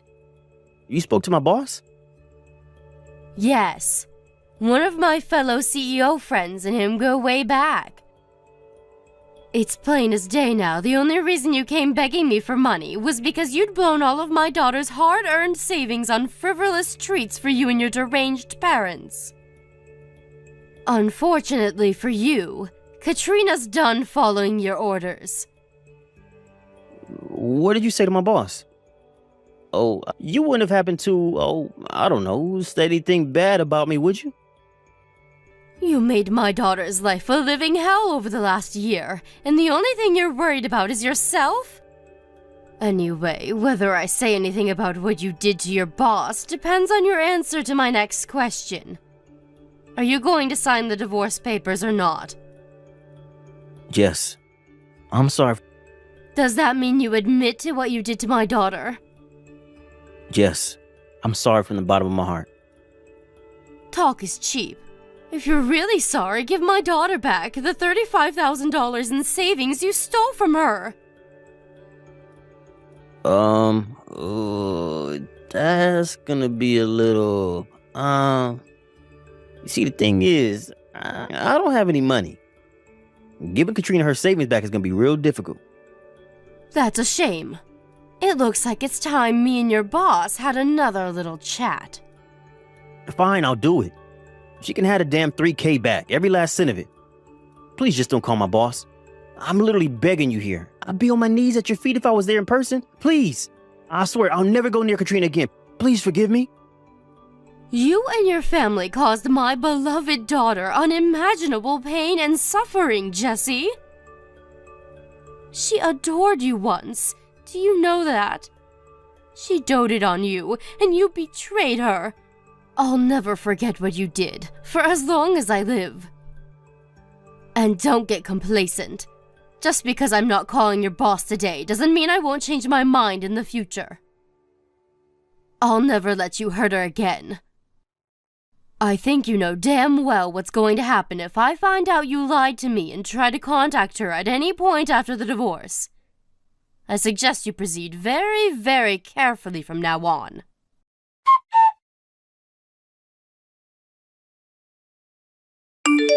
After that, Katrina and Jesse's divorce was finalized without a hitch. Jesse broke down in tears when we met to discuss repayment of the stolen money, saying there was no way he could afford to pay it all back in one lump sum. We very kindly let him write us a written acknowledgement of his debt in the presence of our lawyer and pay it back in monthly installments. Jesse and his family started spending money like it grew on trees when they got their grubby mitts on my daughter's savings, and their spending habits quickly grew out of control. As a result of that, and the huge debt they owe my daughter, they couldn't keep up with the repayments on their credit cards and are now up to their ears in debt. Last I heard, all three of them are working day and night just to keep their heads above water. Things aren't looking great for them right about now. What can I say? What goes around comes around. My daughter has her suspicions that there were only two reasons he married her. Firstly, because he knew she had a hefty amount of savings in the bank. Secondly, because he knew I was the CEO of my own company. I guess we'll never know for sure, but judging by his behavior during the relationship, it's not that hard to believe. They really are the most despicable family I've ever met, which is why when they finally get done repaying the debt they owe my daughter, we're thinking of other ways we might be able to get our payback on them. I know they say an eye for an eye makes the whole world blind, but I'd be lying if I said I wasn't tempted. My poor Katrina was pushed to her physical and mental limits by life with her ex-husband and in-laws. She says at one point she felt so trapped that even divorce didn't feel like an option. But her finally finding out about Jesse begging me for money was the straw that broke the camel's back. She hated the idea of causing me trouble so much that she decided she couldn't tolerate it anymore, and immediately resolved to get out of the house and away from her captors, no matter what it took. I wish she would have asked for my help. In a sense, her kindness worked against her. If she hadn't been so worried about inconveniencing me, she might have reached out, and we could have gotten her out of there a whole lot earlier. That said, I was blown away by her strength of resolve when she finally got serious and decided to put an end to things. I've never been prouder to call her my daughter. I made it clear that I want her to communicate with me more from now on. After all, what are moms for if not helping out their babies in times of need? One thing's for sure, nothing like this will ever happen again.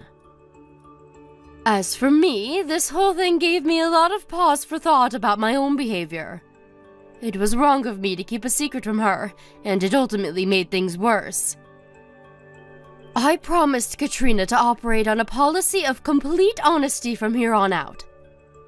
She's always had a strong sense of independence, and the last thing I want to do is infringe on that by being overprotective. Which is why I want to support her from the shadows as she embarks on her new life, and instead of holding her hand, be her safety net, the last line of defense, there to help and support her when she needs me. Thank you for watching. Don't forget to hit the like button and subscribe to the channel. Taylor, hello. Can you talk to me for a little bit? Hi, Annalise. I'm on my lunch break right now, so it's a perfect time. Well, listen, I'm over at your guys' house right now, and I have a few things to say about the state of the place. You're at our house? How did you get in there? Was the door left unlocked before we left? No, the door was locked when I got here. I have a spare key to your place, so I used that to unlock the door and get in. Huh? You used the spare? I don't remember you having one from us, though. Well, the last time you two went on vacation together for a while and left the house empty, you gave me the key so that I could check up on the place, right? Your cat needed someone to watch it. And so that's when your husband handed me this key. Is that so? I guess I kind of remember some of that. Does my husband still know that you're holding on to that spare key that he gave you? Because he told me that he asked for it back from you when we got home and never told me that you still held on to it. Well, I haven't spoken to him about it anymore, so he does not. But we don't need to worry about that. What I want to know about right now is what's in your fridge. You are working right now, yet you have nothing prepared for dinner in here. I usually make something up when I get home from work. I don't like having things sit in the fridge all day to be reheated for dinner when making fresh food is much better tasting. At least, that's what I think. You say that like you'll be home in time to make a decent dinner, though. But you're working full-time now and aren't back until 5 or 6, right? That means you're getting home at the same time as my son. Do you have enough time, then, to make him a good meal? because I'm sure my son is pretty hungry when he gets home and doesn't want to wait on you. There are times where I make something in advance for us to eat, but other times I like to start cooking when I get home. And he knows that already, so he never bugs me about it. It doesn't even look like there's anything in the freezer either. What are you planning to make today? Today my husband plans on making something for us. We like to both cook on different days to even out the workload.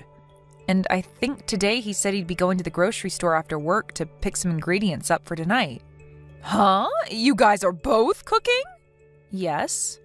Taylor, you've been making my son cook food for you guys as well?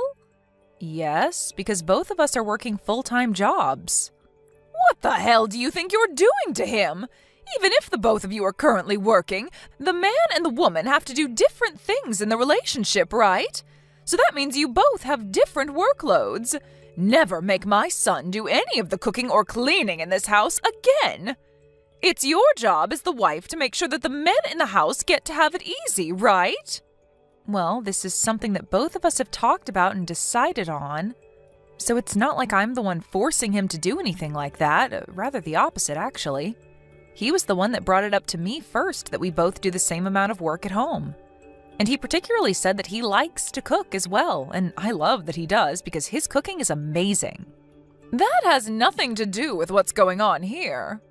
I allowed you to marry my son because I thought you'd do your best to support him and make sure that he's happy. So right now it feels like you've scammed me.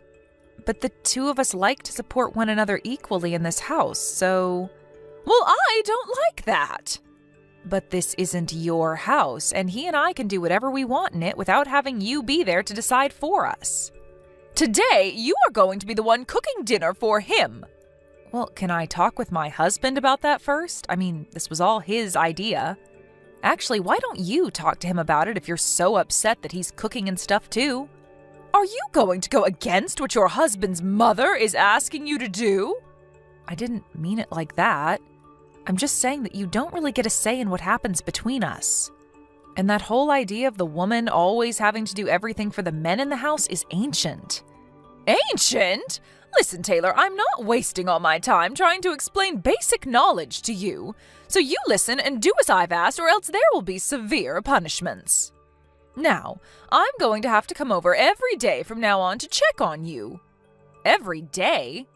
I have to now, right? I want to make sure that every day you're making the most well-balanced foods for my son so that he can stay strong and healthy. I will not ever let you cook him some kind of frozen meal or anything unhealthy. So if you'd like to stop wasting my time by having me over every day, then start acting like the wife I want you to be and let my son relax.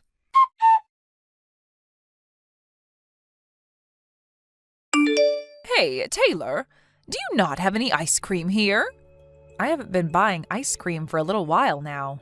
Neither of us have been eating it lately, so there's no point in having it when it'll probably go to waste getting freezer burn. Then when you finish work today, make sure to buy some ice cream to bring home. And it can't be any of that cheap stuff, okay? I want it to be the most expensive stuff they have at the store so that I know it's good quality. And I ask that you buy 2 tubs of it. I want there to be enough for me as well, and my son deserves to have ice cream at all times because that's his favorite treat. Annalise, does this mean that you're back inside our house again? I am, but what does that mean to you?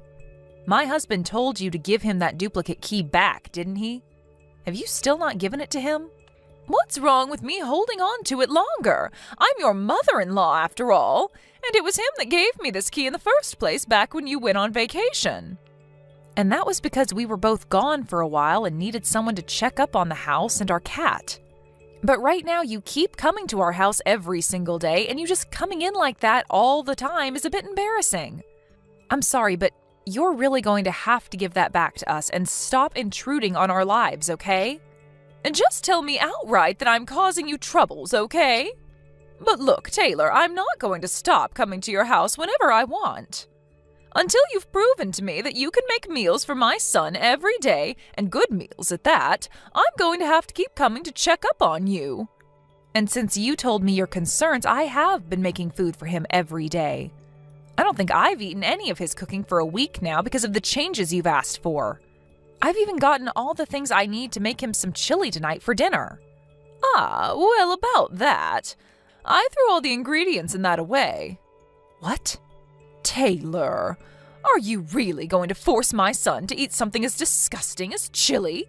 I took a sip of the soup you had already made for it, and it was gross. So gross, actually, that I had to get into your wine cabinet and take a swig from something in there. Is that right? I'd been making that since yesterday, and when I tasted it, the flavor was perfectly fine. And now you've gone into the wine cabinet? Annalise, I'm not sure which bottle you took a drink out of, but those are not cheap. And I had to drink that wine only because you don't know a thing about cooking. I don't even like wine that much, so I had to spit a lot of it out after. Your flavor palette is worse than that of a baby's. Ugh, I wonder if this is all because of how you were raised. You were only raised by your father, so you never learned the correct way to cook and how to know if it's good tasting or not. My dad always made me some of the best dishes in that house. And because of that, I have been able to learn a lot about cooking and how to do it right. I even took some classes in college for culinary arts so that I could be on par with my dad's cooking. Ha! You think that having learned about cooking from him will have made your palate any better? I think that your dad was just bad at cooking, and so your palate is skewed.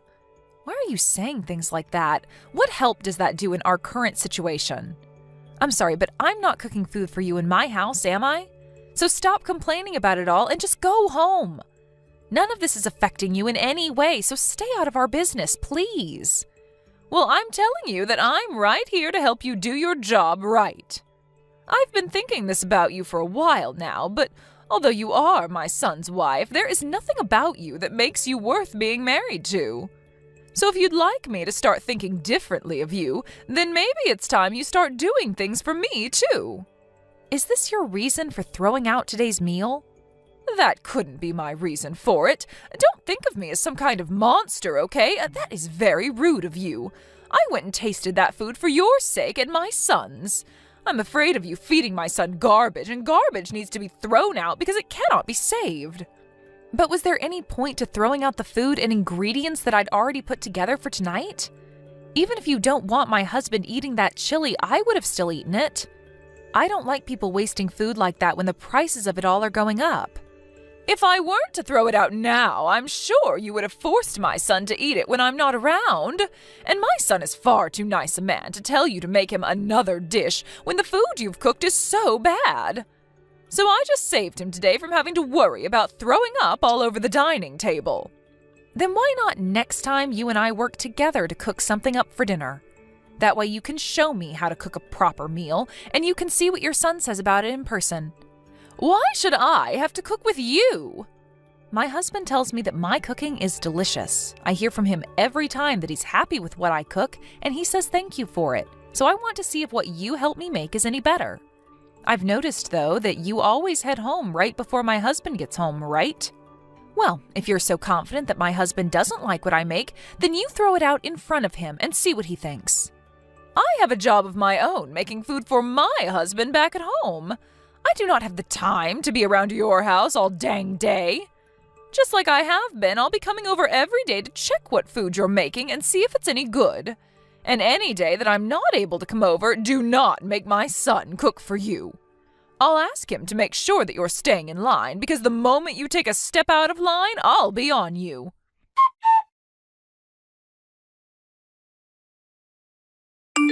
Annalise, are you in our house right now? Yes, I sure am. And? Aren't you at work right now, though? How would you know that I'm just getting into your house? Because I just saw you on the security camera to our house. No way! Have you been watching me this whole time? I had the camera installed a while ago to watch our cat while we were at work.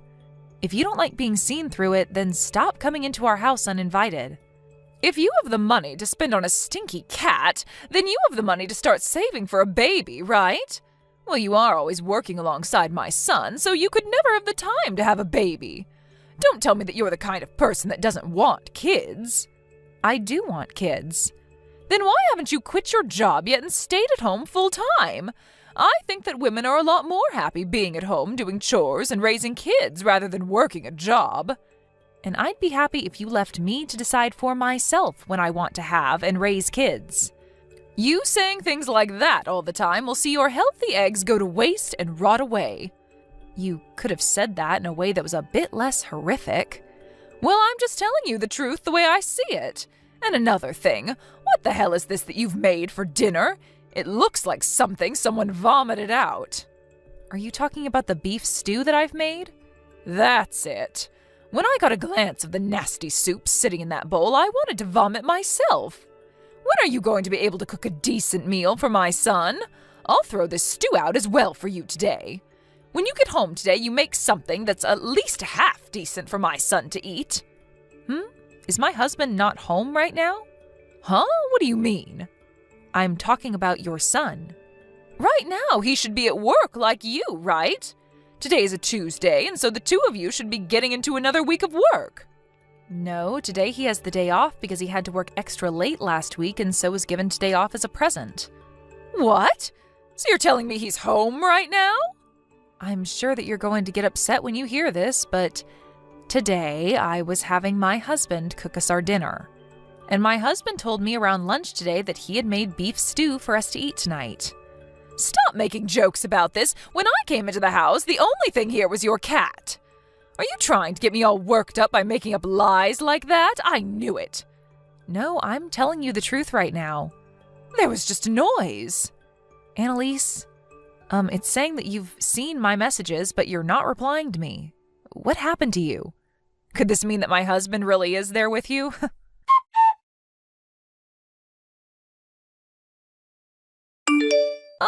Taylor, I have something that I'd love to talk with you about. Sure, what is it? Can you ask my son to take a look at some of the messages I've sent him for me? Look, I apologized to the both of you, didn't I? I even handed back that duplicate key to him, and I promised to never get on to you about anything that I don't like ever again. So let's go back to how things were when you first entered my family and be happy together.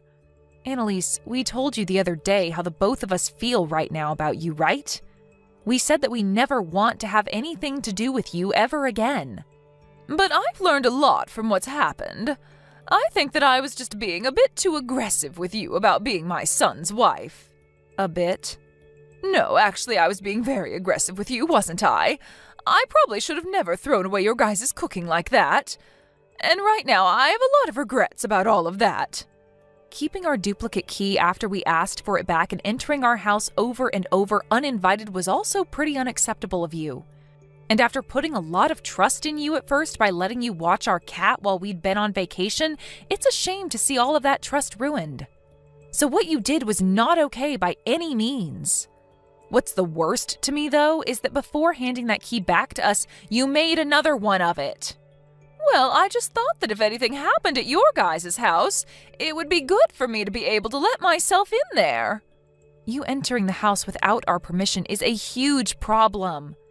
Hey, Taylor, I'm telling you that I really have learned from all of this and will never do any of that again. So don't you think that going as far as cutting ties with me is harsh? Making a copy of the duplicate key so that you could still come into our house? And making comments about me and my cooking before throwing it out? And that last time you threw out your own son's cooking thinking it was mine? You had never actually been tasting any of that cooking from the start, had you? You just wanted to use the reason that I cooked the food as your reason for throwing it out. That's not what happened then. Before you were bragging a lot about your son, right? You said that your son could do anything and everything he cooked was always delicious.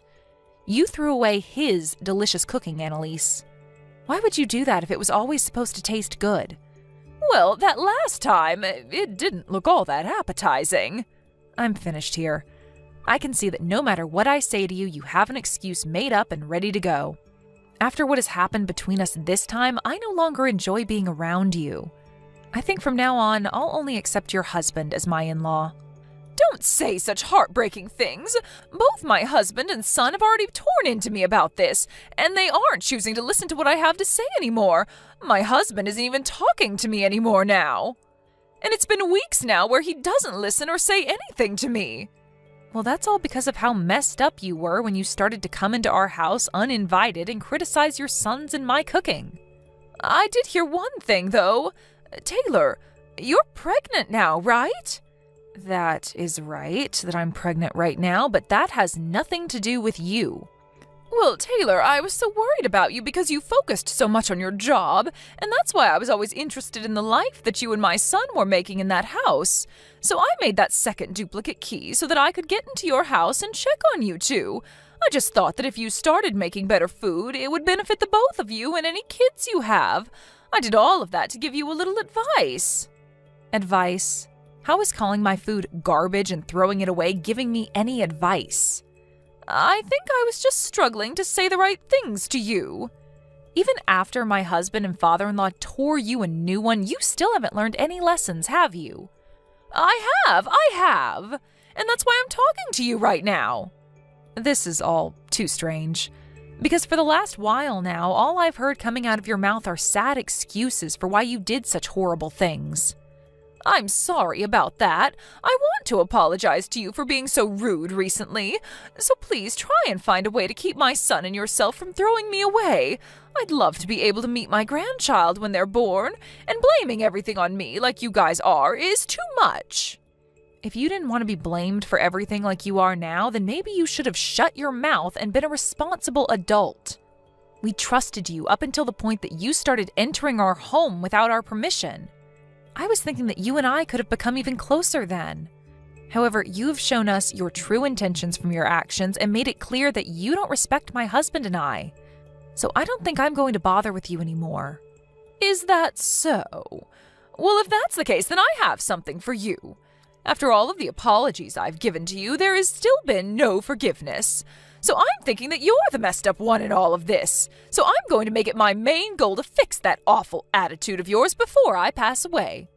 We aren't going to be seeing one another anymore, so how are you going to fix my attitude? Could this mean that you made more than just one duplicate key that you're still holding on to? And what if I do have more? Do you have a problem with that? We changed our lock. Then I'll break in through your windows. You guys have a single-story house, so it's not hard for me to get in there. Stop that, Annalise. We already moved out of that house, so all you're going to be doing is getting into trouble with the law. Huh? You guys moved? Yes. We understand that you still knowing where our house was meant that there was a chance of you coming back. And we're going to be having our first baby here soon. So we'd like a place where we can focus on raising our baby with no outside distractions. Where did you guys move to? Are you brain dead, Annalise? Why would I tell you that? And don't bother your husband about it because he doesn't know the address either. And if you try to come to our house in any way, my husband is going to come to you and help you understand where the line is at. Taylor, I'm sorry. No matter what you try and say about things now, it's way too late. You even started saying that you'd go as far as breaking into our house through the window. At this point, even if you told me the best apology, I'm not going to let you near us. Well, that was just because I thought I was getting into a pickle with you guys there. That wasn't meant to be anything serious. I don't think anyone would mention something like that after already entering someone's home uninvited on multiple occasions. Taylor, I promise that I'll never do anything to hurt you guys ever again. I won't even be a bother to you both anymore. So can you find it in your heart to allow me one more chance to be your mother-in-law? That chance was me replying to your texts today. I'm so sorry. I'm so frickin' sorry. I know that you were always looked at so nicely by my husband and son, and that made me jealous to the point that I wanted to pick on you a little bit. So now you're just saying that all of those things you did to me and my husband were because you're a child? I get it. I was a real idiot back then when I did all of that. So please, find any way besides throwing me away to deal with me. I'm going to make sure from now on to change my heart and become the best mother-in-law ever. No matter what you say to me, you are not going to change the idea that you cemented in my mind of you. I'm throwing out the trash here. You had your last chance a second ago to tell me that all of this was because you're a child. But instead you wasted my time with all your crappy excuses. Well, your time is up now, and I need to make sure that my family never has to deal with you in the future.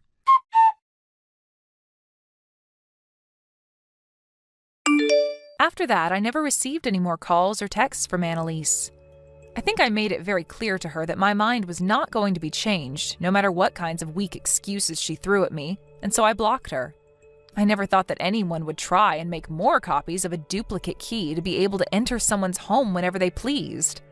And after the way she did that and proceeded to complain about me, I am in shock. But after having both my husband and hers team up on her to tell her just how horrible of a person she is, she started to slip from the position she once had as my mother-in-law and was worried about what would happen next to her. I really wanted things between her and I to work out since I never had a mother-in-law before, but now I think my days of worrying about becoming closer to her are over. She said that she thought that I'd be a good wife to her son at first, and that's why she let us get married, but to be honest, I don't think she ever thought that of me. I feel that if she would have just been honest to me about what she wanted instead of taking the worst path possible, then things would have never gotten this bad. But even now, my husband and father-in-law tell me that I don't have to change my ways for anyone's approval besides my own, and that I'm an excellent wife. Right now, Annalise is very quiet and keeps to herself, while only doing chores around the house before settling down. Her husband is still being very distant from her and never talks to or listens to her, even when she begins to cry for him to listen. But by the age they are now, I feel he's right for not bothering with her, and it almost surprises me that he didn't leave her in general after what she'd done. I guess for now, she'd be best off just continuing to keep quiet like she has and doing all the chores and cooking for him.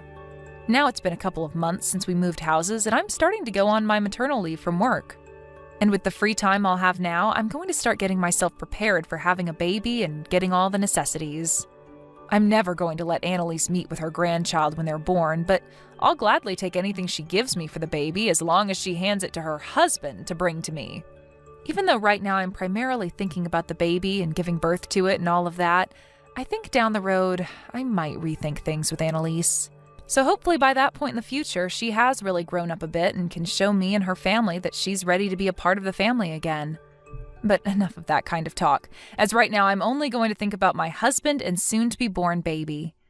And while I'm on the path to giving birth, I'll be thanking all of those that helped me along the way, and will do everything I can to do what I can.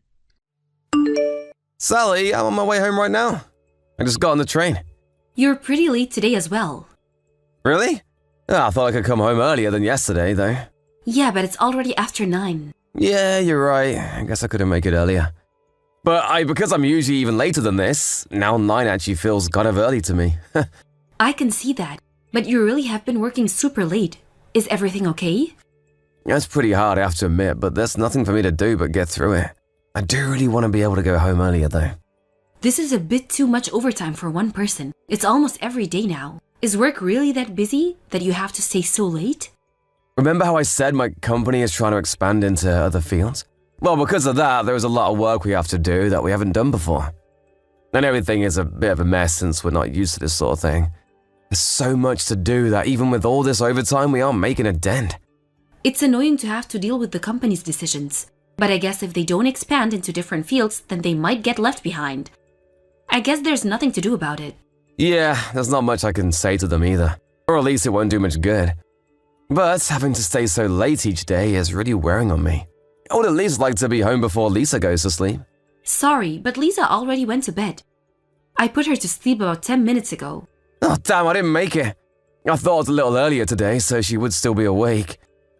Not being able to see her makes all this harder.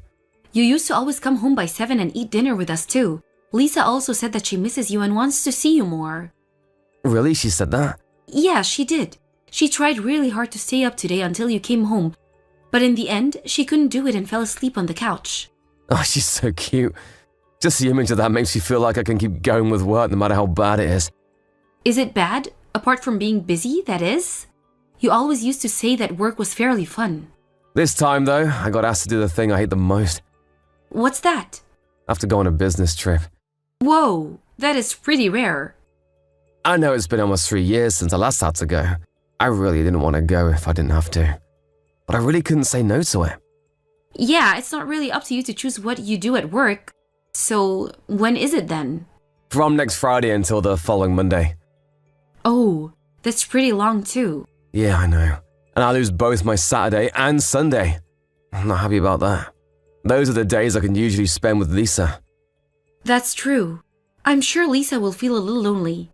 Yeah, I won't be able to play with her all week. I hope she doesn't get too sulky. I'm sure she won't do that. She's already in grade school, so she's old enough to understand that some things can't be helped. Plus, I can do something with her instead. She probably won't be upset as you might think. Something about that makes you a little upset. It's better than her being sulky though, isn't it? It's good for me and her to do something together with just the two girls. And there's something we can do that we never can when you're around. What? What's that? What can't you do when I'm around? Go and eat some fast food for dinner. You hate junk food, right? So we can never really go and get it. But if it's Lisa and me, then we can go from time to time. And then it means I don't have to clean up afterwards. So it's easy for me. That's true. Eating out is always good. I want to go out with you guys too, though. It's good for you to let your hair down on your own sometimes too. I know I do it. You should enjoy your business trip. You haven't been on one in a while.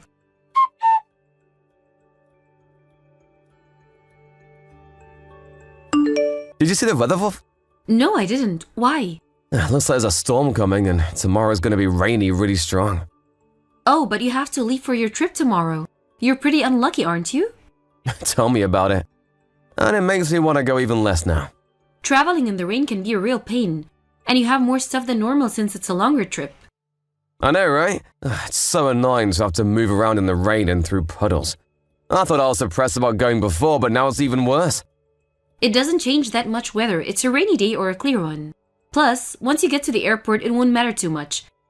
Maybe there will be a bit of turbulence, but that's it. But even getting there is annoying. Then why not catch a cab? Then you can just sit back and go straight from here. Yeah, I know. Sorry, I'm just complaining because I don't want to go. I really wish they'd sent someone else. I know how you feel, but if you keep complaining about it, it will just make things worse. Why not try view this a bit of a fun trip and try to enjoy it? You're right, I should. I'll do my best to be more positive about it. Okay, do your best. Did you get all your stuff packed already?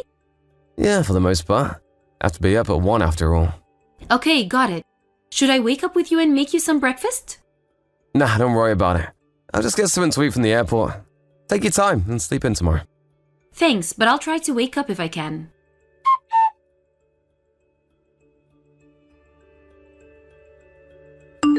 Alice, what are you doing right now? Oh, did you arrive already? Sorry that I couldn't wake up in the morning. I tried, but in the end, just couldn't do it.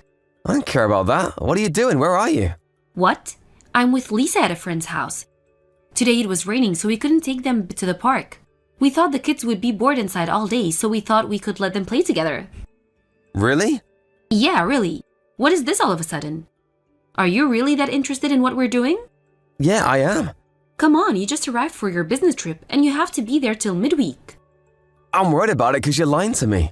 You're not at our friend's house right now, are you? What? What are you talking about? Why would I lie about something like that? I really am at a friend's house. And Lisa is also having fun playing here. Lisa was completely drenched here outside of the house. And she was alone. Where the hell are you right now? What? She soaked through? When she woke up and couldn't find you, she ran around looking for you apparently. And then she sat outside the front door, waiting for you to come home. Wait a second. What do you mean she was outside the house? Are you with her right now? Aren't you supposed to be on your business trip? I'm at home right now. What? Why? What happened to your trip? It got cancelled. The rain was getting so bad that the flights were grounded and then eventually cancelled. I got a call from work while I was waiting at the airport and they told me that it had been called off. What? Then why didn't you tell me that earlier? I thought I would come home and surprise you and Lisa, but I was the one who was surprised when I got home. You weren't there, and Lisa was soaking waiting outside. So that's what happened? Yeah. So, what are you doing that was important enough to leave Lisa all alone? Oh, sorry. I actually just went out to do some shopping.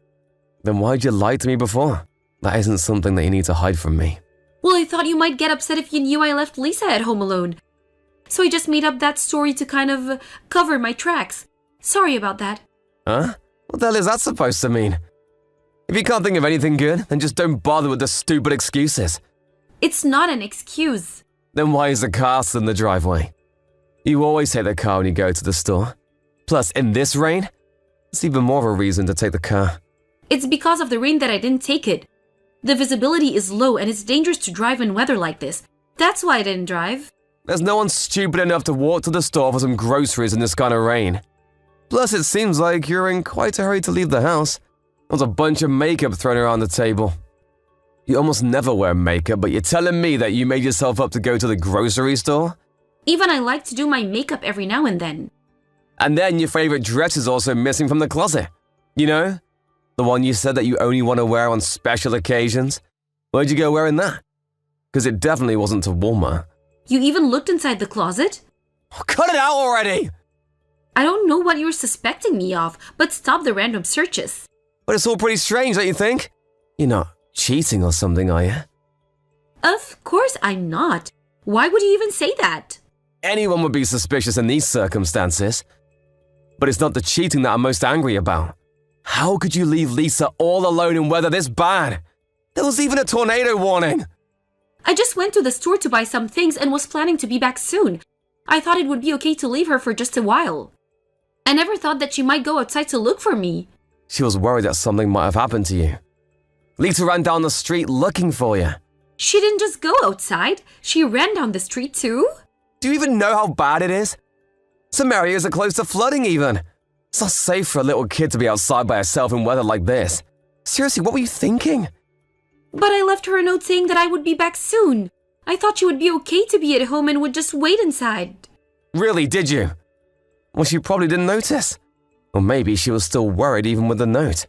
She's still little, so you never know what she might do. But since she's home now, it means that she's fine, right? No, she isn't. What happened? She was out in the rain for so long that she isn't feeling well.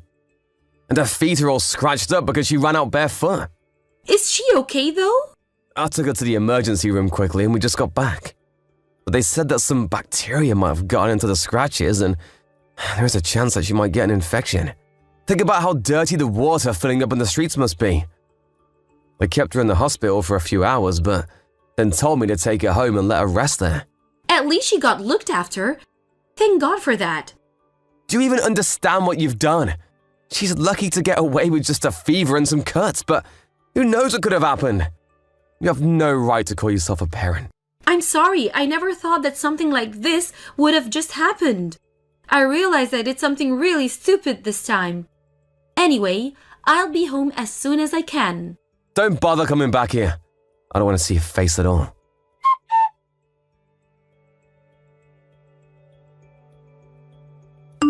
Ben, I can't breathe properly. You need to help me. I don't care. I'm busy looking after Lisa right now. The poor thing. She has a fever of over 100 degrees. I have a fever even worse than that. Plus, I'm coughing a lot and it's getting worse and worse. You know that I have asthma, so these things affect me really hard. If it gets any worse than this, I'll probably get pneumonia. Really? Sounds pretty bad then. Don't be so cold. This is your fault that this happened. You should care a little more. My fault? What's my fault? You didn't let me into the house yesterday. I was waiting out there in the rain for ages and ages, but you still didn't open the door. That's why I got sick. I told you not to come back here. I told you that I didn't want to see your face. But there was a storm outside. How could you leave me out there? It's because I confirmed that you really were cheating and I couldn't forgive you for that. I'm not doing that. I told you that yesterday too. I found the bag that you were hiding in the back of the closet. It was full of lingerie and a hotel member's card. How are you going to explain that? I've never seen any of those things in my life. That stuff, it's just a bag that I'm keeping for a friend. And which friend would that be? I can't tell you that. It would be embarrassing for her. So then, you can't clear up my doubts. Should I ask around to your friends and see if you're telling the truth? Don't do that. And stop piling up the stupid lies one on top of the other. It's just going to make me angrier and angrier. I'm sorry, Ben. I'm sorry for cheating. Oh, so you admit it. Seriously, you cut it out with these stupid excuses. They're not believable and they just annoy me more. I'm sorry that I lied to you too, but I never thought that it would turn into this huge thing. And what happened to Lisa too, I never wanted that to happen. If you had done that on purpose, then I would have slapped you. But even if you didn't plan for it to happen, doesn't mean I have to forgive you. You left her all alone and this is what happened because of it. But she's fine in the end, right? Sure, she got a fever, but that's all that ended up happening. You can just stay wherever you are and suffer on your own. I don't want anything to do with you anymore. Wait a second. I think if I stay like this, then something bad really might happen. My fever is insanely high right now, and I can't stop coughing. And so what? I probably got pneumonia at this point. You might not know, but pneumonia can be really dangerous. I do know that. One of my grandmothers passed from it. And I'm in that situation right now. Please come pick me up and take me to the hospital. Who would go do that? You're an adult, so take yourself there. I'm begging you. I'm at the hotel near the station. What are you doing in a place like that on your own? Why not go to your lover's house and have him look after you? Or maybe did he decide to break things off? I can't go to his house. He's also married. Oh, double cheating, is it? I feel bad for his wife, too. I really think that what I did was horrible to you. And that goes for Lisa as well. But could you just put that aside for now and help me? I think if I don't see a doctor soon, things will get really bad. Fine. Tell me the address of the hotel. Thank you so much. You'll come, right? No, I'm not coming. I'll just call an ambulance for you to the hotel. How can you be so cruel? Don't you care what happens to me? I help you right now because you're ill. That's why I'm calling you an ambulance. But I don't have the compassion to do any more for you than that. Don't you think I've been punished enough already? Look at the state that I'm in. You can't be saying that seriously, right? Lisa didn't do anything wrong and look what happened to her. Your punishment is going to be from here on out. What punishment? You're going to lose your family and the house you live in. You're going to move out, and I'll have you pay child support for Lisa. Of course, I'm going to get primary custody of her. You mean you're going to divorce me? Of course I am. I don't want that. I will never cheat on you again. I'll do anything, but please forgive me. What use will anything you do have? It doesn't matter what you do. You hurt our daughter, and I will never forgive you for that. You can cry and apologize all you like. You can try and make me feel sorry for you, but it will do nothing. The only thing you can do for us now is to just disappear from our sight.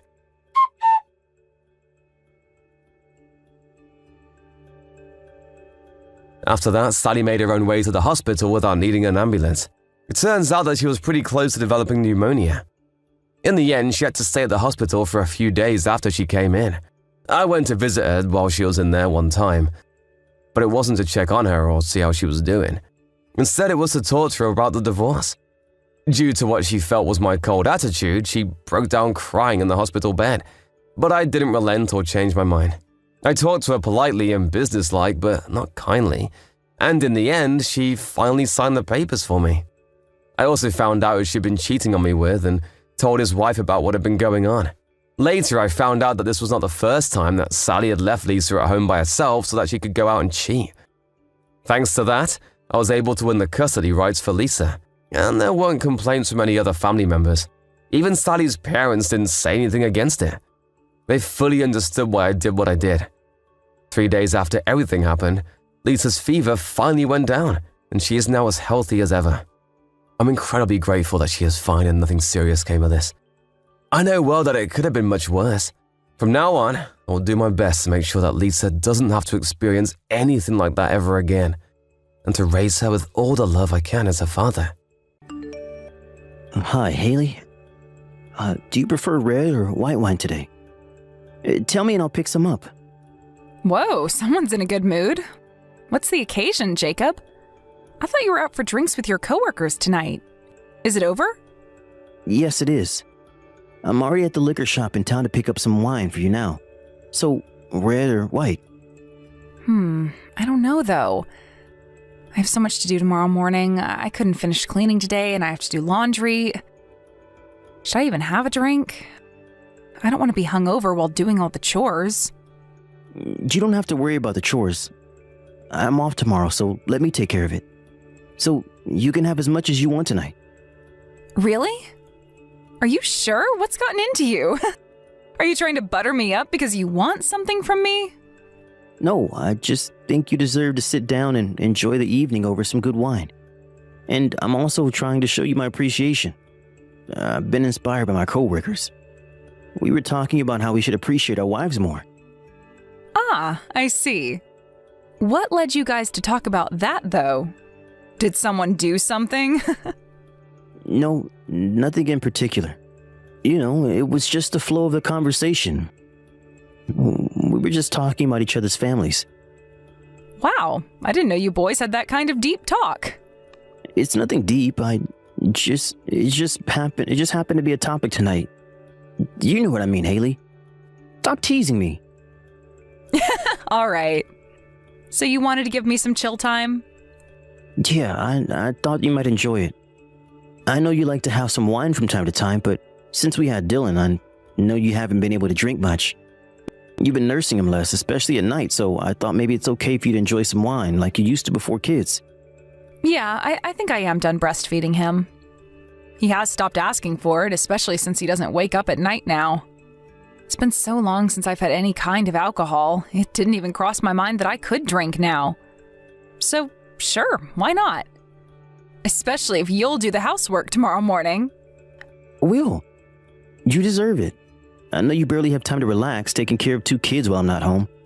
And on top of that, you take care of all the housework every day. I really do appreciate all that you do for us. So you should spread your wings out tonight and relax. I'm just doing what any stay-at-home mom would do. You don't have to be so dramatic about it. Well, I'm just saying I don't take what you do for granted. You've been a great mom and wife. I'm thankful and I want to show you my appreciation by doing something for you. Aw, thank you, honey. I am so touched. You're gonna make me cry. It means a lot for you to say that. It pushes me to be even better. I realize I don't say these things too often to you because I'm a shy guy, but I do know our family wouldn't be as happy as if it wasn't for everything that you do. So, like I said, let me handle everything tomorrow morning and you just chill as much as you want tonight. Thank you. Okay then, can you pick up a bottle of white wine? I'll enjoy a couple of glasses and sleep in tomorrow morning. Don't get too wasted though. I don't want you to regret anything later. You can for sure. I know. I won't drink like I'm in my early 20s. I'll be responsible. But I'm still counting on you waking up early tomorrow. Oh, but don't expect me to get an A+ on all the chores. It's just me, not the ultimate housekeeper. I can't do any of the chores as good as you do. It's okay. Just give it your best. Besides, I'm never perfect at anything either. I'm sure Izzy will help you out, though. You know, she's been really cute lately, saying she's old enough to do this and that. She's been quite helpful with the chores. How cute of her. She must have developed a sense of responsibility since she's becoming a big sister. I'm so proud of her. Having a baby brother at home is one reason for sure, but also since she started 2nd grade, she's become very mature. Probably because she has more interactions with children from the lower grades. In other words, she's become a bit bossy. I think it's a good thing that she is learning to be mindful of smaller children. And I adore that she is bossy. I will let her take the lead tomorrow then. It should satisfy the both of us, right? Yes, for sure. She'll be over the moon. All right. I'm on my way home now. Okay, be careful. I look forward to seeing you and my wine.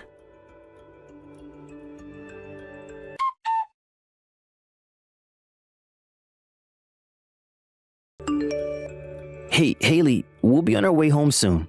Do you have anything else you'd like me to pick up? No, I'm good. Thanks for asking. How is Izzy? Is she being good? She's been really great. I didn't know where to find some of the stuff on the list, but Izzy knew exactly where they were. She was like, oh, that's in aisle 3, follow me. It was really helpful and very funny. I'm glad you guys had fun. Did you find everything you needed to cook me dinner? I'm so excited for my surprise. I don't know if it'll come out any good, but I'll do my best. Hey, sorry to change the topic, but has Izzy talked to you about piano lessons? Piano? No, I don't think so. What about it? She just told me while we were shopping. She wants to learn how to play the piano. Really? She hasn't mentioned anything about it to me. I didn't think she was interested in music. She's become interested because her friends from school are taking piano lessons. And one of the teachers let her play with the piano in music class. She enjoyed it very much. So she asked me if she could start taking lessons. Is that so? Well, it's the first time I've heard of it. Are you sure she means it? Like she could be a spur of the moment, don't you think? I think she means it, but... What is it? It's kind of odd. Because she's saying that you'd say no. That's apparently why she's told me and not you. I told her you wouldn't say such a thing for no reason. I don't know where she got that idea. Well, it's a no. What? What is? She can't take piano lessons. We can't afford it. Do you know how expensive it is to learn music? Can't afford it? Haley, what are you talking about? Of course we can. You don't know anything about our finances. You earn it, but I handle paying the bills and everything. I know exactly where we stand, and I'm telling you, we can't afford it. I'm not questioning your ability to manage our money, but are you sure? Because it's hard to believe that my salary is not enough to afford a child's piano lesson. Well, you are wrong. You don't know how expensive it is to raise 2 children. Cost of living has risen so much in the past few years, I've been shopping at discount stores lately to save as much as possible. Your pay may not be low, but that doesn't mean we're wealthy. Letting her learn piano is a completely different story. Haley, I just checked a minute ago. The cost is between $100 to $200 a month if she takes a class every week. It's not cheap, but it's not something I can't pay for. There has to be a way we can let her take lessons. Spending an extra $100 is not acceptable. Have you been following? I am telling you, I've been shopping at discount stores. Why do you think I would go an extra mile to shop there? Because we're tight on money. Okay. What if I pay for my personal account? Why would you do that? You said that lunch around your office is so expensive that if you go out with colleagues too much, you wouldn't have much left a month. I did say that, but I don't mean that to the extent that where I can't even pay for my daughter's piano lessons. I mean, $100 or two? Don't you think letting her do what interests her is worth the money? No, I don't think so, and it's not fair to you. And I don't want to feel like I owe you. What? Come on, honey. I don't think that's fair. In fact, it bothers me more that I can't even pay for what my daughter wants to do. You know, I think it took her courage to speak up, so I don't want to let her down. It's not only about the money. If she starts to take lessons, someone has to take her to every time. That's true. She is way too young to go on her own. She is. So you see, it's not possible. I have all the housework and a baby to take care of. Do you know how busy I am after she comes home from school? Preparing dinner, helping her with housework, bathing 2 children, it's impossible. But you were taking her in a car, right? Not by foot or anything? It'd only take a few minutes then. I'm sure there's a way to work things out. Only a few minutes? You can freely suggest these things because you don't do anything at home. You are so irresponsible. You are not considering how much burden it would put on me to squeeze in some stupid piano lessons, which she probably won't even take seriously. I am telling you, it's not happening. Hey, calm down. I know you do a lot for the family. What if we ask my mom to take her then? She lives close enough and she's always asking if there's anything she could do to help us out. If we ask her, I'm sure she won't say no. You want to bring your mother into this petty issue? Jacob, please don't do anything to embarrass me. I don't want her to think I can't handle raising these children. I wouldn't be able to look her in the eyes from the shame. Besides, she's old. You want to use your elderly mother to drive Izzy back and forth? Haley, seriously, you are overreacting. My mom knows how busy you are. Enough, Jacob. We are done with this conversation. I am in charge of taking care of the children. So if I say no, it means no. I will talk to Izzy myself and explain to her why she can't take the lessons. What are you going to tell her? Are you going to make her give up? She won't even understand anything about finances. She's too young for that. I wish you would stop being so easy on her. All you do is kiss her ass and give her whatever she wants. I'm the one who has to deal with the aftermath, you know. She screams at me saying she hates me because I have to stop her from doing as she pleases. Do you know how draining that is? It's not fair. Haley, you were changing the subject. No, I'm not. This is totally related. You don't even realize it because you only do whatever you want to with the kids. I am left with all the tasks that are harder or involve them screaming at me. I don't exactly prefer it, you know. All right. I'm sorry. But will you take a closer look at your daily agenda, please? There has to be some time she could take lessons. This is the first time she has ever raised her hand like this. This is Izzy growing up, Haley. You know it, right? We should try to answer to her feelings as much as possible. Yeah, but... Just take a closer look, please. Think about it for a day or two. I understand this is just another burden for you. but we shouldn't ignore Izzy's feelings. Please, Haley, I'm begging you as Izzy's father.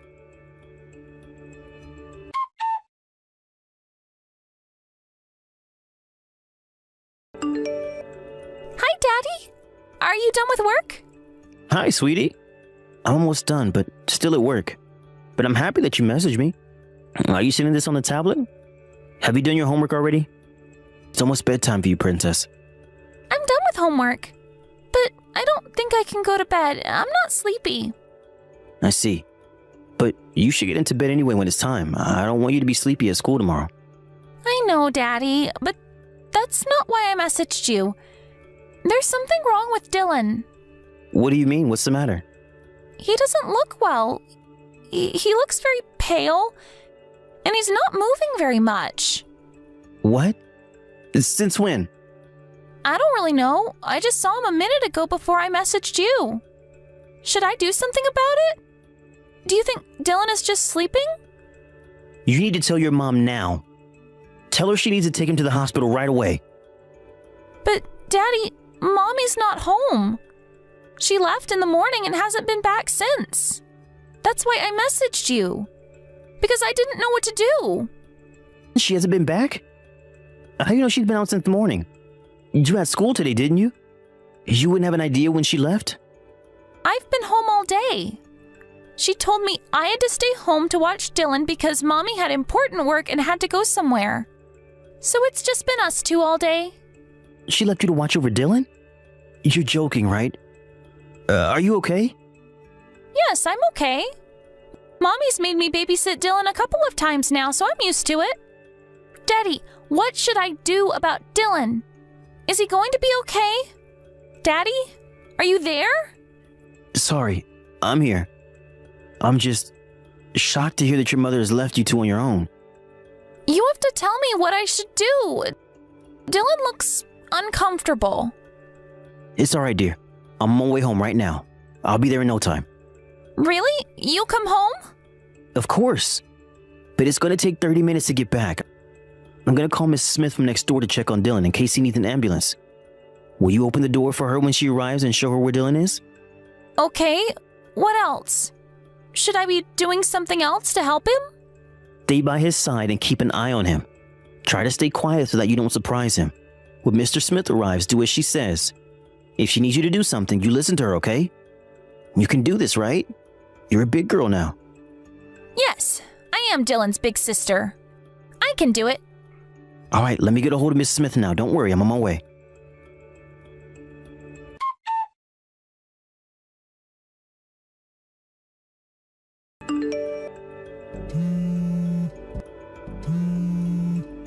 Haley, you need to reply as soon as you see this message.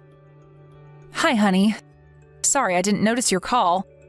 I'm at the grocery store to pick up some stuff I needed urgently. That's it? You just didn't notice? Do you know what time it is now? Where the hell are you? Why aren't you at home with the kids? Oh, I thought you were going to be late tonight. Are you already home? The hell I am. Oh, I see. Sorry, Jacob, I shouldn't have left without the kids. I figured it would be all right since Dylan's asleep. And I knew what I was getting, so I would have gotten back in 15 minutes. Izzy said she would be okay, so I kind of depended on her. But it was irresponsible of me. I'm sorry. You knew what you were getting, huh? Well, how come you haven't been home all day? How far did you have to go to get this item? What? What are you talking about? I haven't been out all day. You're overreacting. It's been less than 10 minutes since I've left the house. If you're going to lie to me, you should have prepared a better one. You think I don't know anything? Don't underestimate me or your daughter. Jacob, I don't know what you're talking about. You're scaring me. I'm scaring you? Give me a break. You were scaring me. You left Izzy with Dylan today. You actually made her stay home instead of going to school so she could watch Dylan for you. Are you out of your mind? Why the hell would you leave an 8-year-old with a baby? What? Who gave you that story? Why would I do anything like that? Izzy told me herself, and I fully believe my daughter. Especially since you're not home right now. Jacob, let's be realistic. Izzy is only 8 years old. She can be dramatic sometimes. And in case you didn't know, that's what 8-year-old girls do. They lie and make up stories all the time, especially if there's something that's bugging them. Are you serious? You were okay with calling your own daughter a liar to get away from what you have done? I'm in disbelief right now. I'm so ashamed of you. I never thought you would do such a thing. So you won't believe me, huh? What a cruel husband you are. Why are you putting this all on me in the first place? You have no right to lecture me. What? Yeah, I made up some stupid excuses, and I guess it was wrong of me to leave the kids on their own, but you can't tell me this is all my fault. You haven't even been around. So you want to be defiant now? You abandoned your children. Not for a couple of minutes, but all day. You risked Izzy and Dylan's safety. Do you not see what you've done? I can report you to the police right now. I said I'm sorry, all right? But don't you think Izzy is old enough to take care of herself? She's 8 years old. She's almost in her teens. No, I do not think she's old enough. Besides, this is not even about Izzy's age. I don't think you realize the seriousness of what you've done. I don't think you realize the seriousness of my situation. I take care of Dylan 24/7 without a break. Do you know how hard that is? It's inevitable that I feel I need time off. I did what I had to do to maintain myself. Damn it, Haley, listen to yourself. You think taking a break is good enough excuse to abandon them at home? Dylan was taken to the hospital in exchange for it, you know? Are you alright with that? What? What are you talking about? I said Dylan was taken to the hospital. While you were out maintaining yourself, Dylan became sick. Guess how I found out? It was Izzy. She messaged me on her tablet. She was so scared and didn't know what to do. So I called Mrs. Smith to come over and check on Dylan while I rushed back. Is he all right? God, Haley, stop it. Don't pretend like you were suddenly worried about your son. It's really gross. Excuse me? Of course I'm worried about my son. I'm not pretending. I'm his mother. Stop fooling around and tell me he's okay. If you were seriously concerned for your kids, you never would have left them in the first place. Or are you actually stupid enough to believe that nothing would happen? That I would never find out? Well, Haley, you are a serious fool if you believe that is what happened. Whatever, Jacob. I still need you to tell me how he's doing. Is he still at the hospital? If he is, then tell me which hospital he's at. I'm coming right away. You know he needs me. As hard as it is to believe you were his real mom, you are. Unfortunately, so for old time's sake, I will tell you, he's fine. Nothing serious. So in regards to his health, you have nothing to worry about. Where is he? Which hospital was he taken to? I'm not telling you because you don't need to know. You will not be seeing the kids again. Then I'm divorcing you right away. I do not want you anywhere near my children, so I am not giving away the kids' whereabouts. What? You are joking, right? Where is all this coming from? Cut it out, Jacob, now. I will not accept any of that. It doesn't matter what you accept or don't accept. The court will decide whether you need to or not in the end. But as far as I see it, you're not eligible to be Izzy and Dylan's mother. You put them in danger. And now that I know who you really are, I refuse to stay married to you. You have crossed the line, Haley. Staying as family will do no good to anyone. You think you can take care of them? Who's been taking care of them all this time? Not you. It has been me and me only. All you cared about was work. You can't suddenly act like you're the big guy. Who the hell do you think you are? Don't make me laugh. You make it sound like you've been around. Guess what? Your own daughter told me where you've been going lately. You've been going out to play poker at the casino, haven't you? That's why you kept saying we didn't have enough money. Because you've been spending what I earned for the family on gambling. Unbelievable, Haley. Just unbelievable. No, you got it wrong. I've never been to the casino or have played poker before. Besides, Izzy is not old enough to understand any of this. This is just a misunderstanding. Or maybe she's just being rebellious and making up stories. She's probably just trying to get back at me for not letting her take piano lessons. You're right. She might not understand what kind of place the casino is, but she knew that you've been there to play cards. You've been calling the casino to reserve yourself a spot at the table. You didn't even care that she heard you make those calls, did you? Well, let me tell you, you have underestimated your daughter. Izzy is much smarter than you think. But listen, Jacob, yes, I have been to the casino to have a good time. It was only a couple of times, though. I never even used that much money. Not that much money? Seriously? I just checked our joint account. Where's all the money I transferred every month? Then why is there nothing left in the account? The only truth you have told me was that we don't have much money. But that is because of you. No wonder you didn't want to pay for her piano lessons. Hey, why did you check our account? We agreed that I am in charge of handling our finances. How did you even know the login password? You're not supposed to know. You saved your login information on the computer, dummy. What a huge mistake on my end to let you handle my money. You have been irresponsible with our children and our money. This is a nightmare. Just to be clear, I'm looking for ways to get that money back from you. Not only have you put my children in danger, but you also used up the money that was supposed to be used for their education. Don't think you're getting away with this. I'm coming after you, so you better be ready.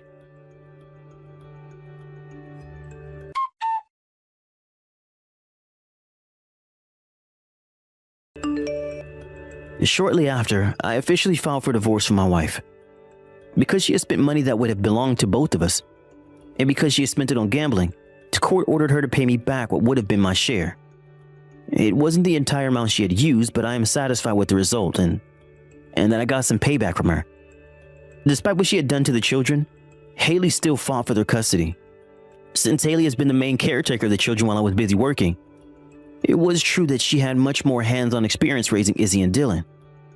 However, the court saw the seriousness of Haley's neglect and ruled that I take sole custody of my children. Since the divorce, I've been taking care of Izzy and Dylan as a single father. As hard as it is, spending more time with them has been great, and I feel that I have learned a lot about them.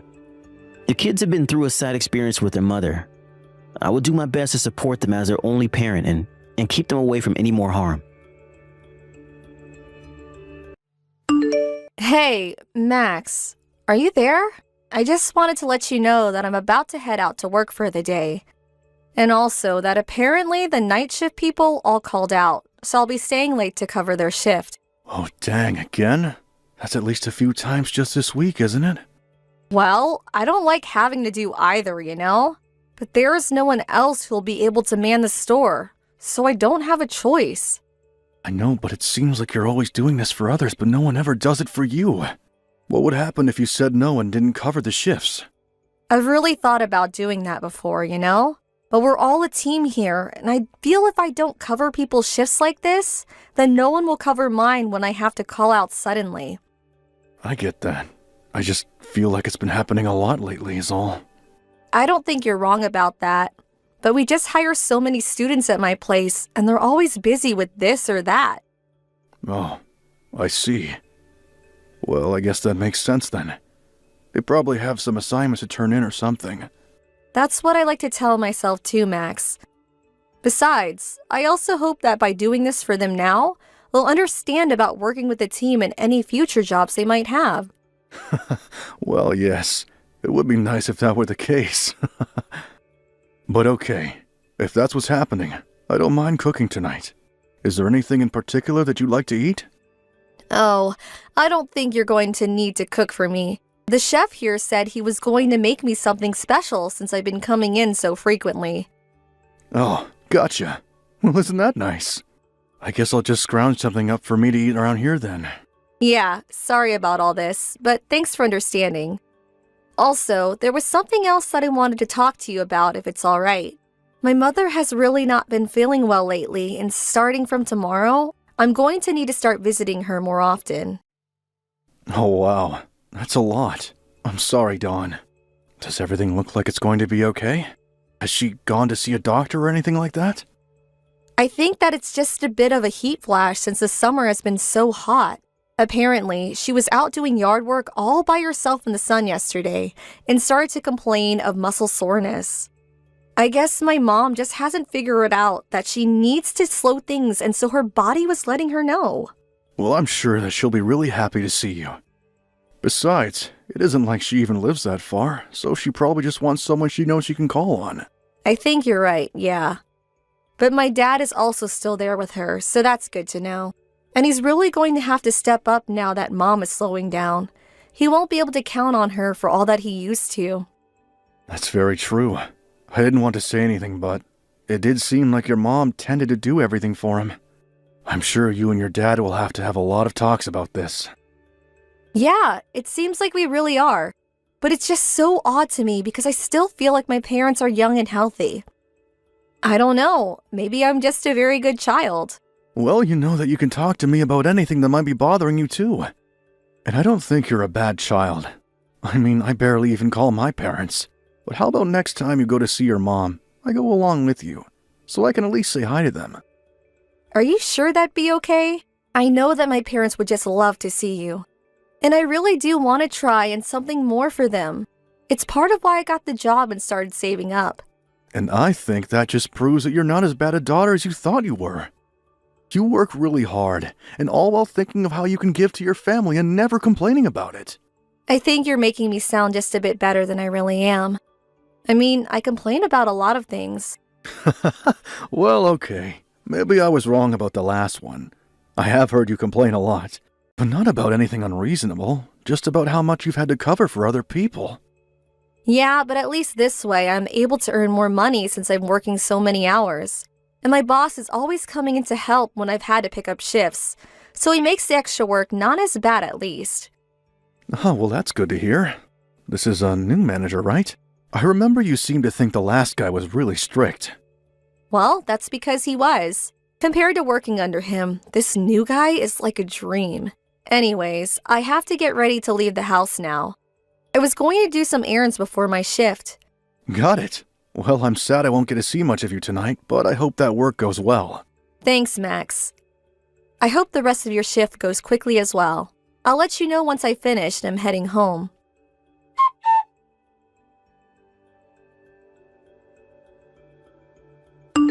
Hey, Dawn. Are you still not heading home yet? Were you working late tonight again? I can't recall. Oh, Max, sorry. I forgot to tell you, but I'm at my parents' house right now. Oh, is that where you are? Yeah, I'm sorry. I thought I was going to be back at home before you were, but we just lost track of time talking. Don't worry about it. I'm glad that you ended up spending so much time with them. And how is your mom feeling? Has she been doing any better since we last talked about her? Yeah, she's actually feeling a lot better already. In fact, one of the things we were talking about were plans to go on a trip together. You're going to go somewhere with your mom? Well, you remember when I said that I was saving money to spend on my parents, right? I mentioned that to them and asked my mom if there was anything she really wanted, and she said that she wanted to take a trip somewhere. Wow! Well, that sounds really exciting. So are all three of you going to go? That was the original plan, but then my dad said that he wasn't going to be able to make it. Oh, well, that's too bad. But still, a trip with just you and your mom sounds great. Yes, it will be a really nice girls' trip where we can relax and take things easy. She even says she would be willing to put in some of her own money into this trip if we needed to. Gotcha. But I still can't help but feel bad for your dad. I'm sure that he would have loved to go. I think it was kind of his way of giving this trip to my mom, too. I mean, after all she's done for him over the years, there has probably only been a few days worth of actual time she's had to herself. So I think that's why he's just letting Mom and I go on this trip. But are you going to be okay if I leave for a little bit? We're only going to be gone a week. Of course you should go on this trip. I mean, this is basically what you've been saving up for this whole time. I'll take care of things at home, so you just focus on having fun and being with your mom. Thank you so much. We were thinking of going somewhere overseas, maybe Milan. Well, that sounds great, but do you even know how to speak Italian? You might want to try going somewhere they speak a bit more English, no? I know, but where is that? England? Canada? Well, it's your trip, and I'm sure you two will pick the place that's right for you both. Oh, and by the way, are you going to need dinner, or did you already eat? I was hoping to eat something at home with you, if that's all right. Yeah, no problem. I'll get started on something right now. Thank you so much, Max. You've been so patient with all my running around. I know that I've been asking a lot of you recently, and I'm glad you've been there for me. Well, I just felt so awful when your mom got sick after you were already working yourself so much with your job. You have nothing to worry about as far as I'm concerned. Although sometimes I do feel like I do most of the housework. I'm sorry about that, Max. I promise to try and get home a little earlier to help out more. Don't overdo it, but a little more help with things would be nice. Of course. Anyways, I should be getting home in about 30 minutes. See you soon.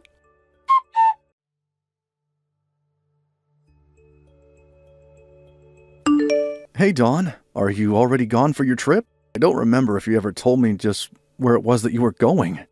And how come your phone battery appears to be off? Anyways, would you mind getting back to me when you see these messages? Things are a real mess here, so just please give me a call as soon as you can, okay? Anytime. I'll be here by my phone ready to talk to you, okay?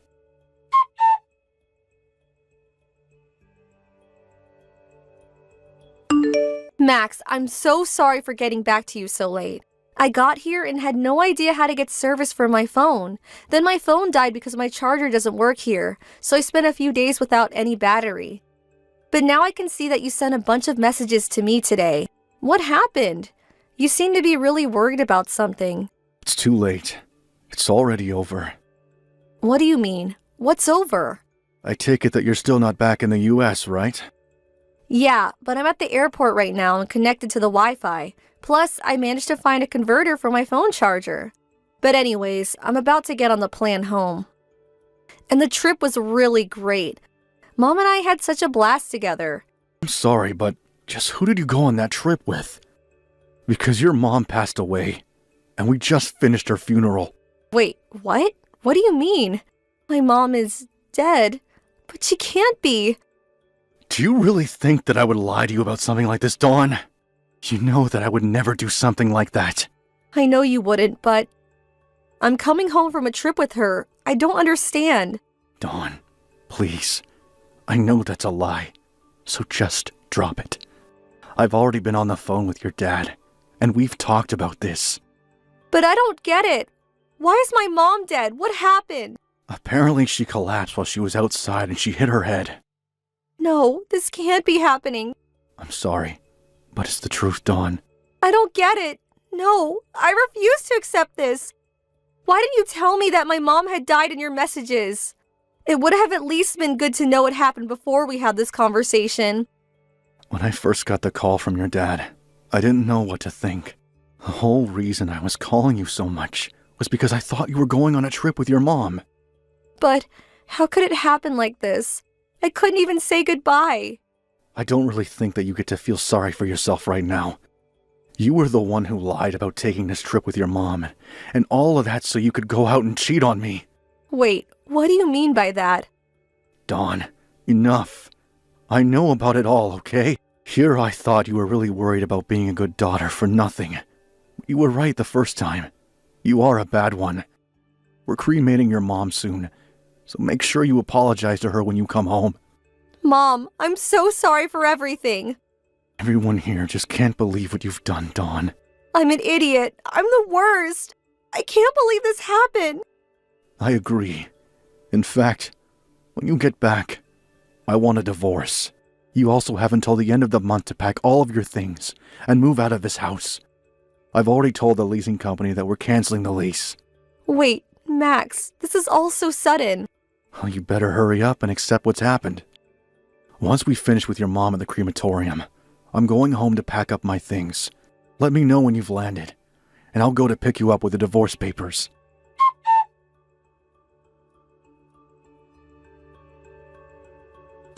Max, after work, can you please come home to me? Have you signed the divorce papers like I've asked you to? I haven't yet, but still. I never want to see you again until those papers are signed. Now you're holding up the process, so just sign the papers and let's be done with this. But I don't want to get a divorce from you. And just who do you think you are to get to say that?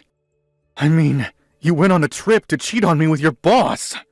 I know, and it was really, really stupid of me. But I never thought that all of this would happen. I don't really care about how you feel about this at all.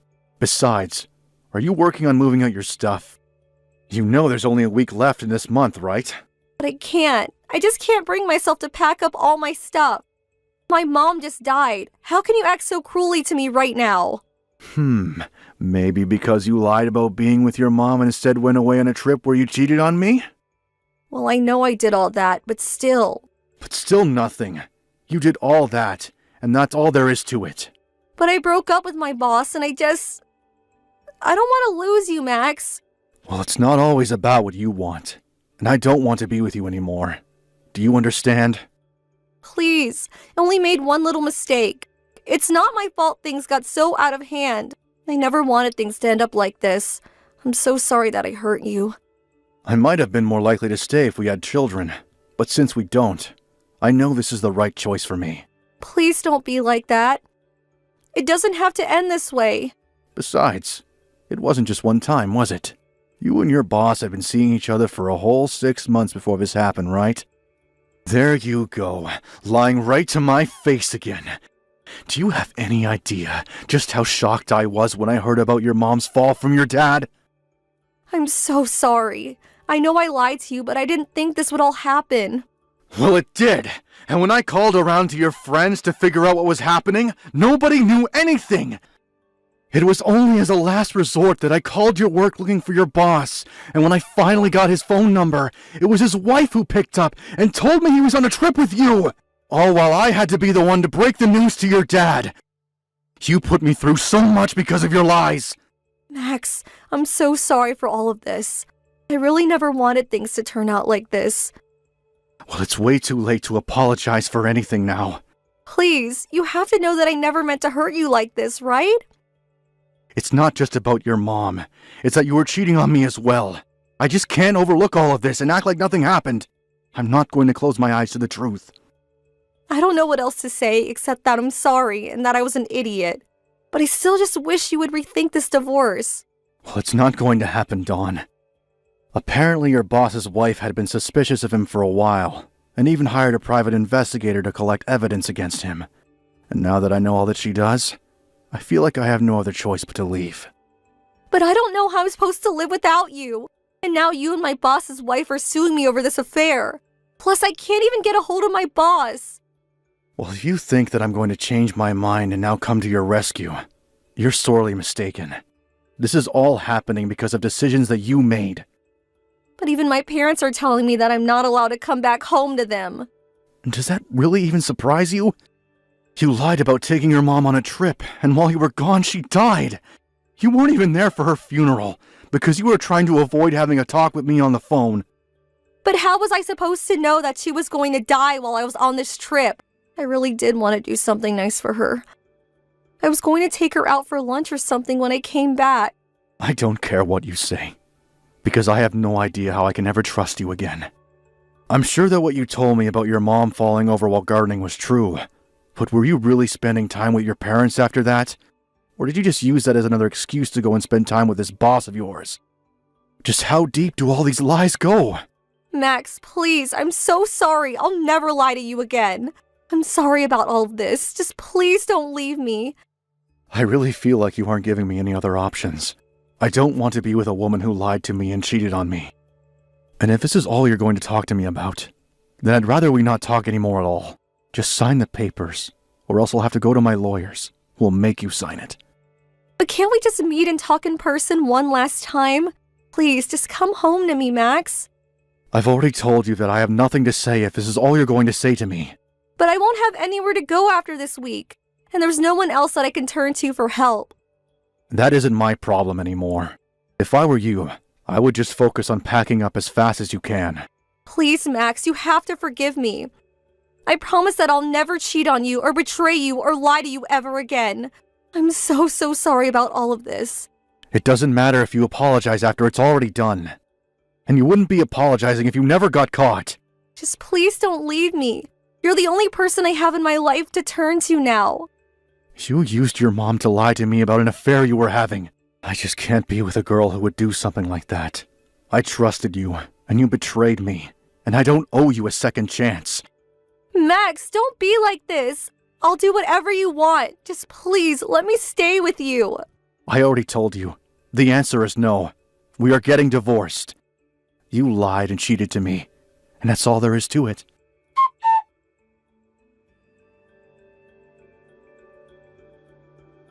After that, I had to get my lawyers involved again, since Dawn refused to sign her divorce papers. I already had proof of her affair from her boss's wife, and it saved me a bunch of time. I heard that she also divorced her husband when he came back from his trip as well. It seems like they both thought they were never going to be caught, but it was just a matter of time before the truth came to light. Dawn and her boss had been seeing each other about 3 times a week for the past 6 months or so. So much happened in that 1 week that the whole thing feels like a blur if I think back on it. But now I'm on my own, and I'm looking forward to starting a new chapter of my life. Thank you for watching. Don't forget to hit the like button and subscribe to the channel. Hello, Kennedy. Have you thought about what I said to you before? I'd really appreciate it if you gave me an answer sooner rather than later. Do you mean the money? I thought I already made it pretty clear I wouldn't be giving you anything. I don't remember saying no. You just said you'd think about it and left it at that. I did, but then I told Graham to tell you we wouldn't be giving you anything after me and him discussed it together. We're already sending you more than enough money to help out with your monthly living expenses as it is. I have no idea why you think you need more. That said, it's not that we don't want to help out, it's just that things might get rough for us financially if we gave you any more money than we already are. Things might get rough financially for you. Oh, how dramatic! You must be joking! I heard about your monthly wage, that is. 5 figures? Is it true? I take it Graham told you? Is that why you're asking me for more money all of a sudden? So what if it is? It's not like you can't afford it. I'm an old age pensioner with no income. If you have the leeway to help out, why not use it? Just because I make decent money doesn't mean I can afford to give it away. Besides, you're fully aware that me and Graham have 2 kids to look after.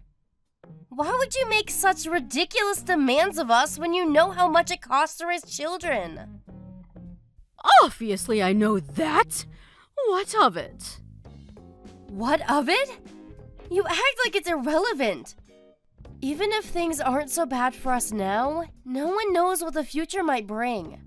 It's no secret the economy's in the gutter, and it'd be irresponsible of us to not have some money put aside in a savings account for the event of an emergency. We seriously don't have as much leeway as you seem to think we do. You're not the only one bringing in money. My son works too. I simply do not accept that between both of your salaries combined, you can't afford to give your poor mother-in-law a helping hand. I really don't want to get into this with you, but if you insist on pressing the matter, you should know our outgoings are set to go up an awful lot real soon. Just because I got a pay raise doesn't mean we have money going spare.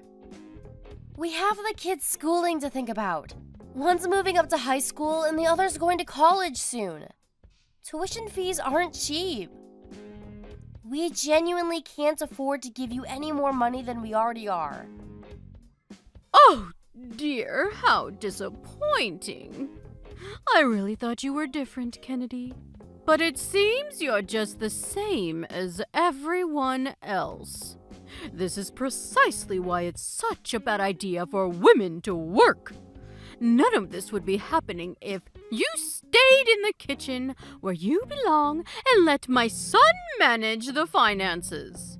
Women's liberation was a mistake. What the hell's that supposed to mean? You suddenly think you're so special just because you're bringing in a little money, don't you? Well, you're not, Missy. Don't get too big for your boots. Back in my day, arrogant women like you, who didn't know their place, got promptly put back in it. I'm really not trying to be arrogant. I may only be your mother-in-law, but that still makes me your mother. Even if I weren't, I'm still several decades your senior, which makes me your superior. In spite of that, you don't show me the proper respect. And don't you think you're being rude? What does what you're asking me to do have to do with respect? Even if you are my superior. Financial decisions of the kind you're asking me to make aren't something to be taken lightly. My answer would be the same if you were the Queen of England. There you go again with your far-fetched, nonsensical arguments. You might think you sound clever, but all you're really doing is exposing your own selfishness. If this is your attitude with me, I shudder to imagine how you must treat my poor son. Does he even love you anymore?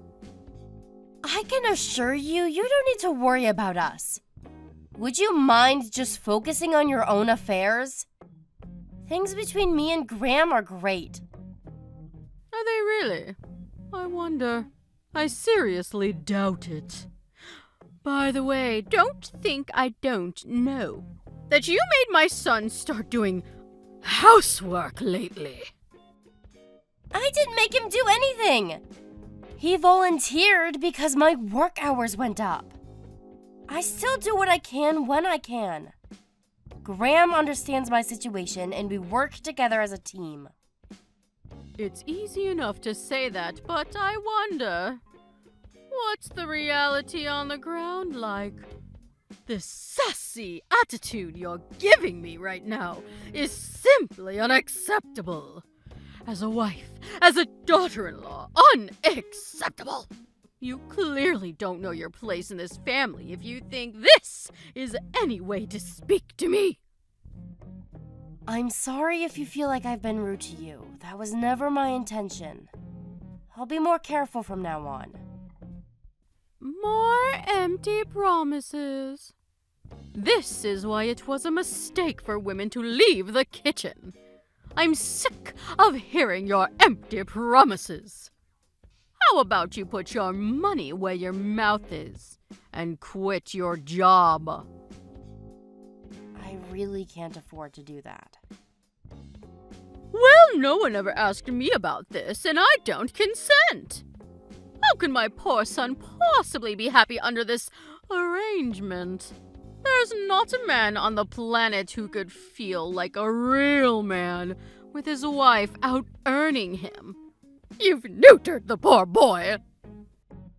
Bertha, please. How many times do I have to tell you? We're both fine with it. Forgive me, but if that's everything, I have things to do.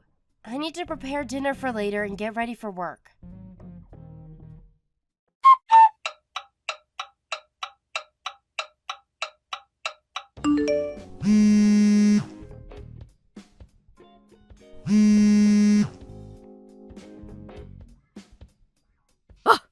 Kennedy?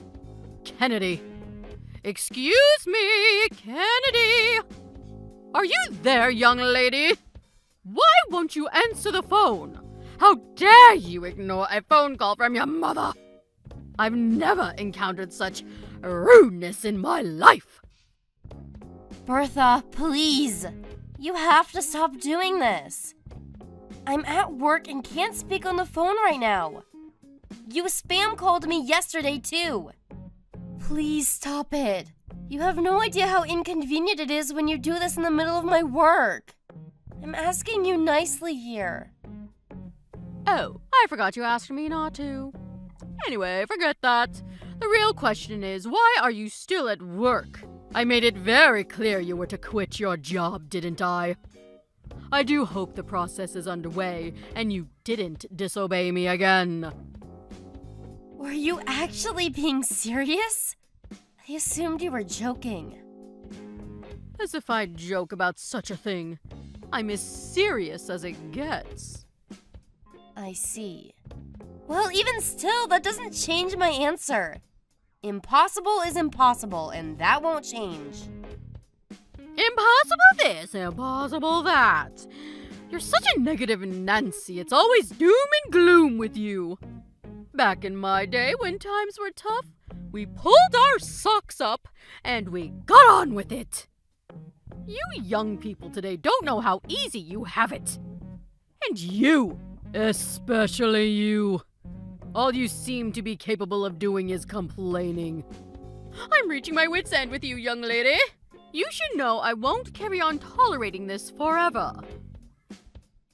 There's nothing for you to tolerate. I never agreed to quit my job in the first place. Even if, for argument's sake, I was considering quitting my job, you wouldn't be part of the discussion because it has nothing to do with you. Blah, blah, blah. Here we go again with the same old nonsense. I've said it before and I'll say it again. But if you don't hurry up and change your ways, my son's going to end up hating you. Don't worry. Graham's a decent man. There's no way he'd be petty enough to hate me over something like this. How can you be so sure? You have no idea what he really thinks of you. You have no idea what he really feels deep down. If that were the case, I'm sure he'd speak to me about it. In any case, it has nothing to do with you. How dare you! Why, you little brat! I oughta... You're the cockiest, most impertinent, most arrogant little upstart I've ever met in my life. You would have gotten the belt back in my day for this. You're lucky the world's gone soft. I've had it with you. Quit your job this instant. Why would I do that? That would make zero sense. Back in my day, a wife's place was in the kitchen and a bedroom. She served her husband unquestioningly while keeping her head down and her mouth shut. She did what she was told when she was told it. And she liked it. But you don't know the first thing about being a proper wife. Not only are you so shameless that you actually think it is acceptable to work a job and make money, but you have the nerve to speak down to your mother-in-law like you rule the roost on top of it. I feel nauseous. The world's gone mad. Why are women so obsessed with acting like men all of a sudden? This isn't how a wife should behave. You need to change your ways right now. Jesus, Bertha, we're not in the Stone Age anymore. The world's a different place now. I don't think I rule the roost, and neither does Graham. And isn't that exactly the point? There are no dictators in our relationship. We're equal partners. Don't preach to me about how times have changed, whether it's 567 BC or 2023. A good wife is a good wife. I don't approve of your behavior one bit. It's a wife's duty to serve her husband. You should be making my son feel like a man, not a little boy. How dare you earn more than him? I can't take this anymore.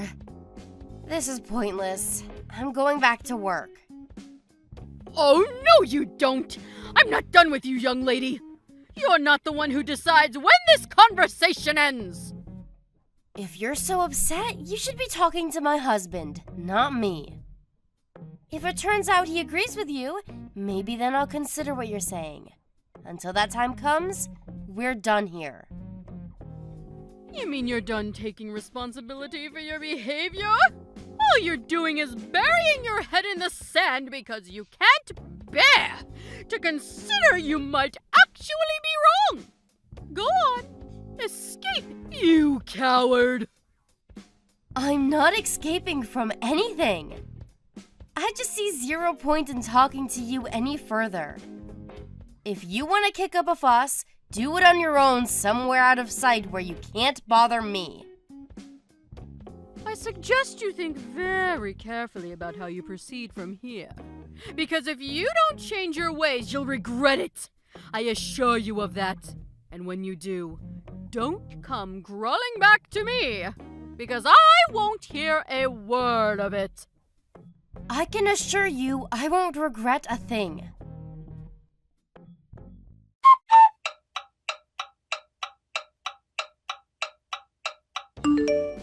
Have you realized what an idiot you've been yet?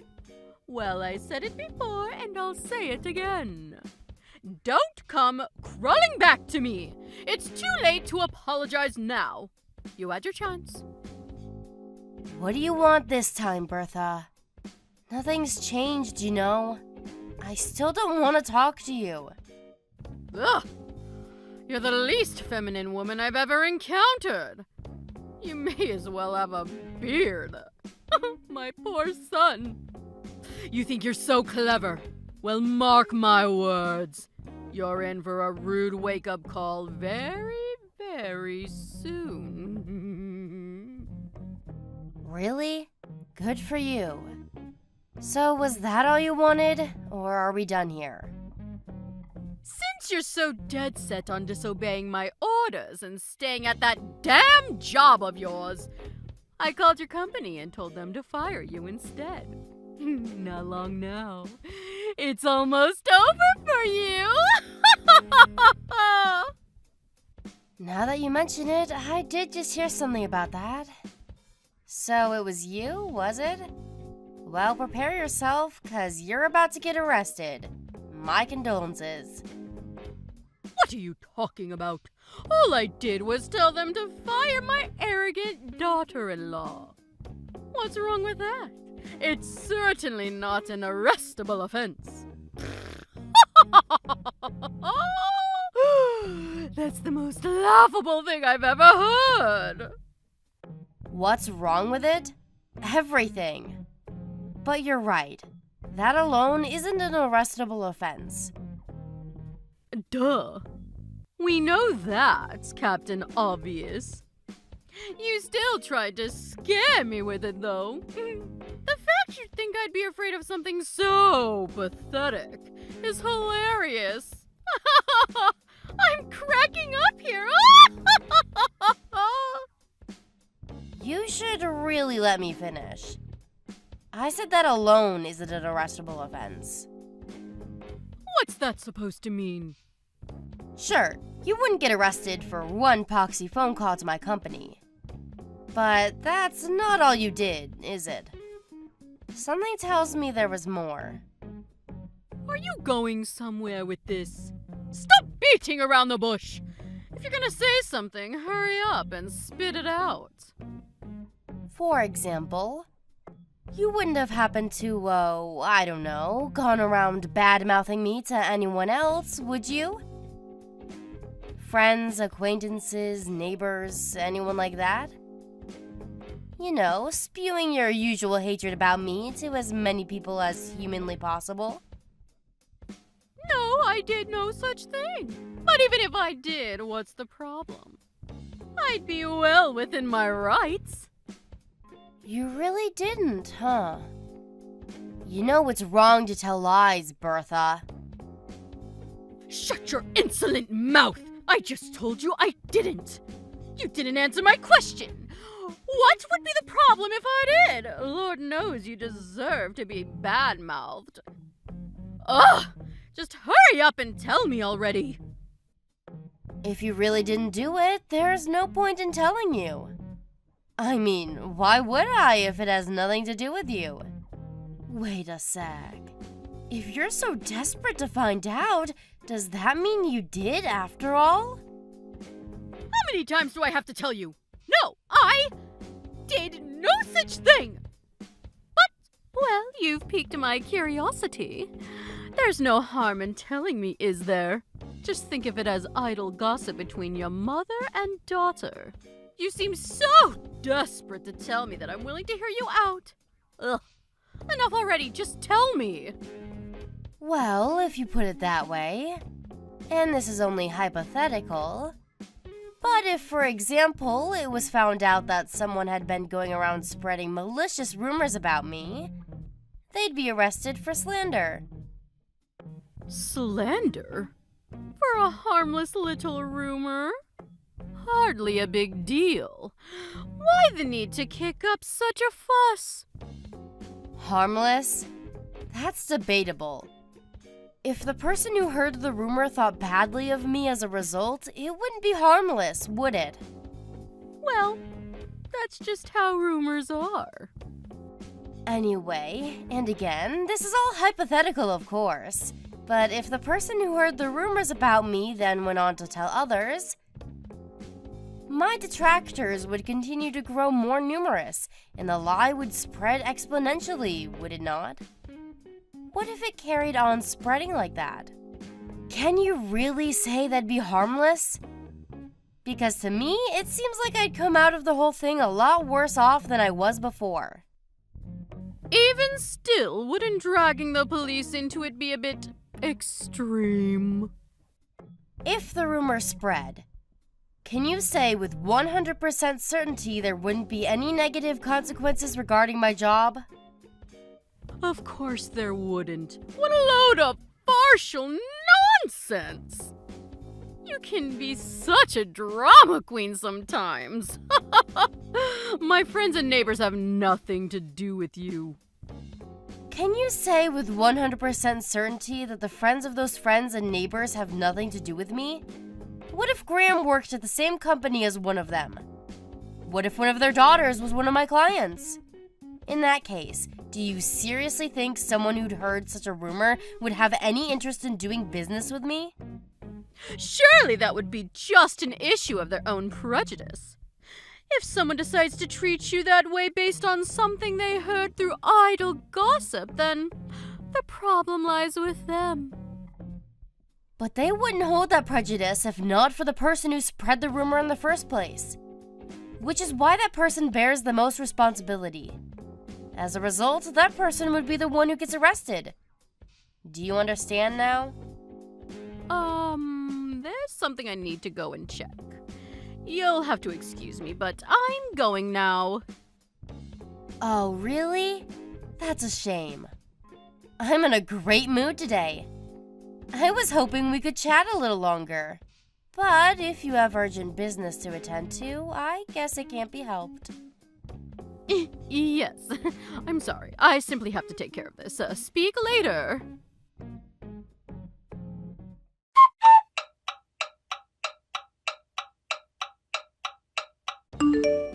Hi there, Kennedy. Is it your day off work today? Do you have some time to talk? Sure, it's my day off. I guess. Why? What's wrong? Well, you know how you were saying about me getting arrested a few days ago? I was just wondering what the status on all that is. I just haven't heard anything. Could it be that they're not going ahead with it? Oh, that? Yep. The arrest won't be happening now. Sorry if I panicked you. Really? I won't be getting arrested. Yeah, I did talk to the police. But they said since the damage done to me was ultimately small and inconsequential, it would be difficult for them to pursue. Ah, I knew it! I told you! I knew you were exaggerating to try to intimidate me. There's no way I was ever going to get arrested over something so trifling! Sorry for the inconvenience. I let an insufficient understanding of the law go to my head and talk down to you very self-importantly. I'm really sorry. So you should be. People like you always think they can get away with talking down to others. This is why women shouldn't be in the workplace. And they certainly shouldn't be making as much money as they do. It goes straight to your heads. I hope you have a long, hard think about your behavior. You're right, I should. This whole thing has been super embarrassing. I feel so silly. But there is one more thing. Since you're not getting arrested, I decided to take you to court instead. Me and Graham will be paying you a visit real soon. Huh? You're taking me to court? You are taking me to court? Yeah, Well, to be precise, me and Graham are taking you to court. You might not be getting arrested, but you absolutely will be paying me compensation. So make sure you save up diligently for the payout you're gonna owe me after the trial. No, this is not happening. Just hold your horses, young lady. How can you do this? Didn't the police tell you to give up? They just told me it'd be difficult to pursue criminal charges against you. That doesn't mean I can't file it as a civil matter. Even still, who takes their own mother-in-law to court? What's wrong with you? We're a family! And my son! What the hell has gotten into that boy? You have lost your minds! Me and Graham both decided on this together. We concluded that our lives would be better without you and your jealous shenanigans in it. Your appeals to family are meaningless now. We're strangers. Jealous shenanigans? What am I supposed to be jealous of? You demanded that I send you more money the moment you heard about my salary. Then, as soon as I told you I had no intention of doing what you were asking, you started barking orders at me to quit my job. If that's not jealousy, what is? All right, fine. Maybe you do have a point. But still, isn't taking me to court going a step too far?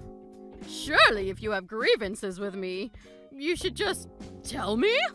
What happened to a good old-fashioned argument? Why the hell do we have to do it in front of a judge? Would you have stopped if I'd have aired my grievances? Of course I would. I'd never do anything to upset my beloved daughter-in-law on purpose. Liar. You seem to be conveniently forgetting that in actual fact, I told you to stop countless times, but you weren't having any of it. You left me no choice but to take legal action. Sadly, this is the only language you seem to understand. I apologize for everything. I'm sorry. Please, can we just stop with all this talk of court? You really think begging and pleading with me is gonna work after all this time? Please! What are my friends and neighbors going to think if they hear my own son and daughter-in-law are taking me to court? My reputation in this town will be dragged through the gutter. I'll be finished. How am I supposed to live like that? I could have very easily met the same fate as a result of your malicious rumors. You didn't care about that when you were spreading them, so why should I care now? You don't have a leg to stand on. What goes around comes around, Bertha. How could you be so horrible? Do you take pleasure in trying to paint this frail old woman as a villain? Don't you feel sorry for me? You're only a frail old woman when it suits you. You were happy enough to call me every name under the sun and make slanderous phone calls to my company in an attempt to trick them into firing me when you thought you could get away with it. You didn't seem particularly frail back then. You don't deserve an ounce of respect, and you'll never get it from anyone because you're nothing more than a bitter, manipulative old hag.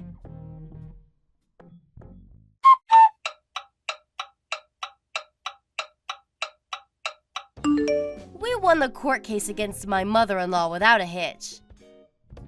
The hateful rumors she'd gone around spreading about me were so numerous and appalling that gathering enough evidence to bang her to rights was a walk in the park. Thanks for making it easy, Bertha. Between that and the slanderous phone calls about me she made to my company, which was of course recorded, you could say our victory was a foregone conclusion. The amount of compensation she was ordered to give us wasn't particularly huge, but when word that her own son and daughter-in-law had taken her to court for slander got out, the trial bore fruits aplenty. The effects on her life were disastrous. Those she once called friends now pointed fingers and mocked her behind her back, and with all neighbors at a 20-house radius now being aware of her misdeeds, she became the laughingstock of the whole street. To add insult to injury, Graham declared he was breaking off all ties with her. Having lost everything and facing constant reminders of her shame and disgrace every time she left the house, she decided to move out of state. Thanks to her no longer being here to boss me around with her absurd demands, I was able to return to my normal, relaxed life. And now, me and Graham are happier than ever. Another added bonus of having cut all ties with the wicked mother-in-law is that now I can use the money I used to send her on the kids and save up for our future together as a family. All's well that ends well.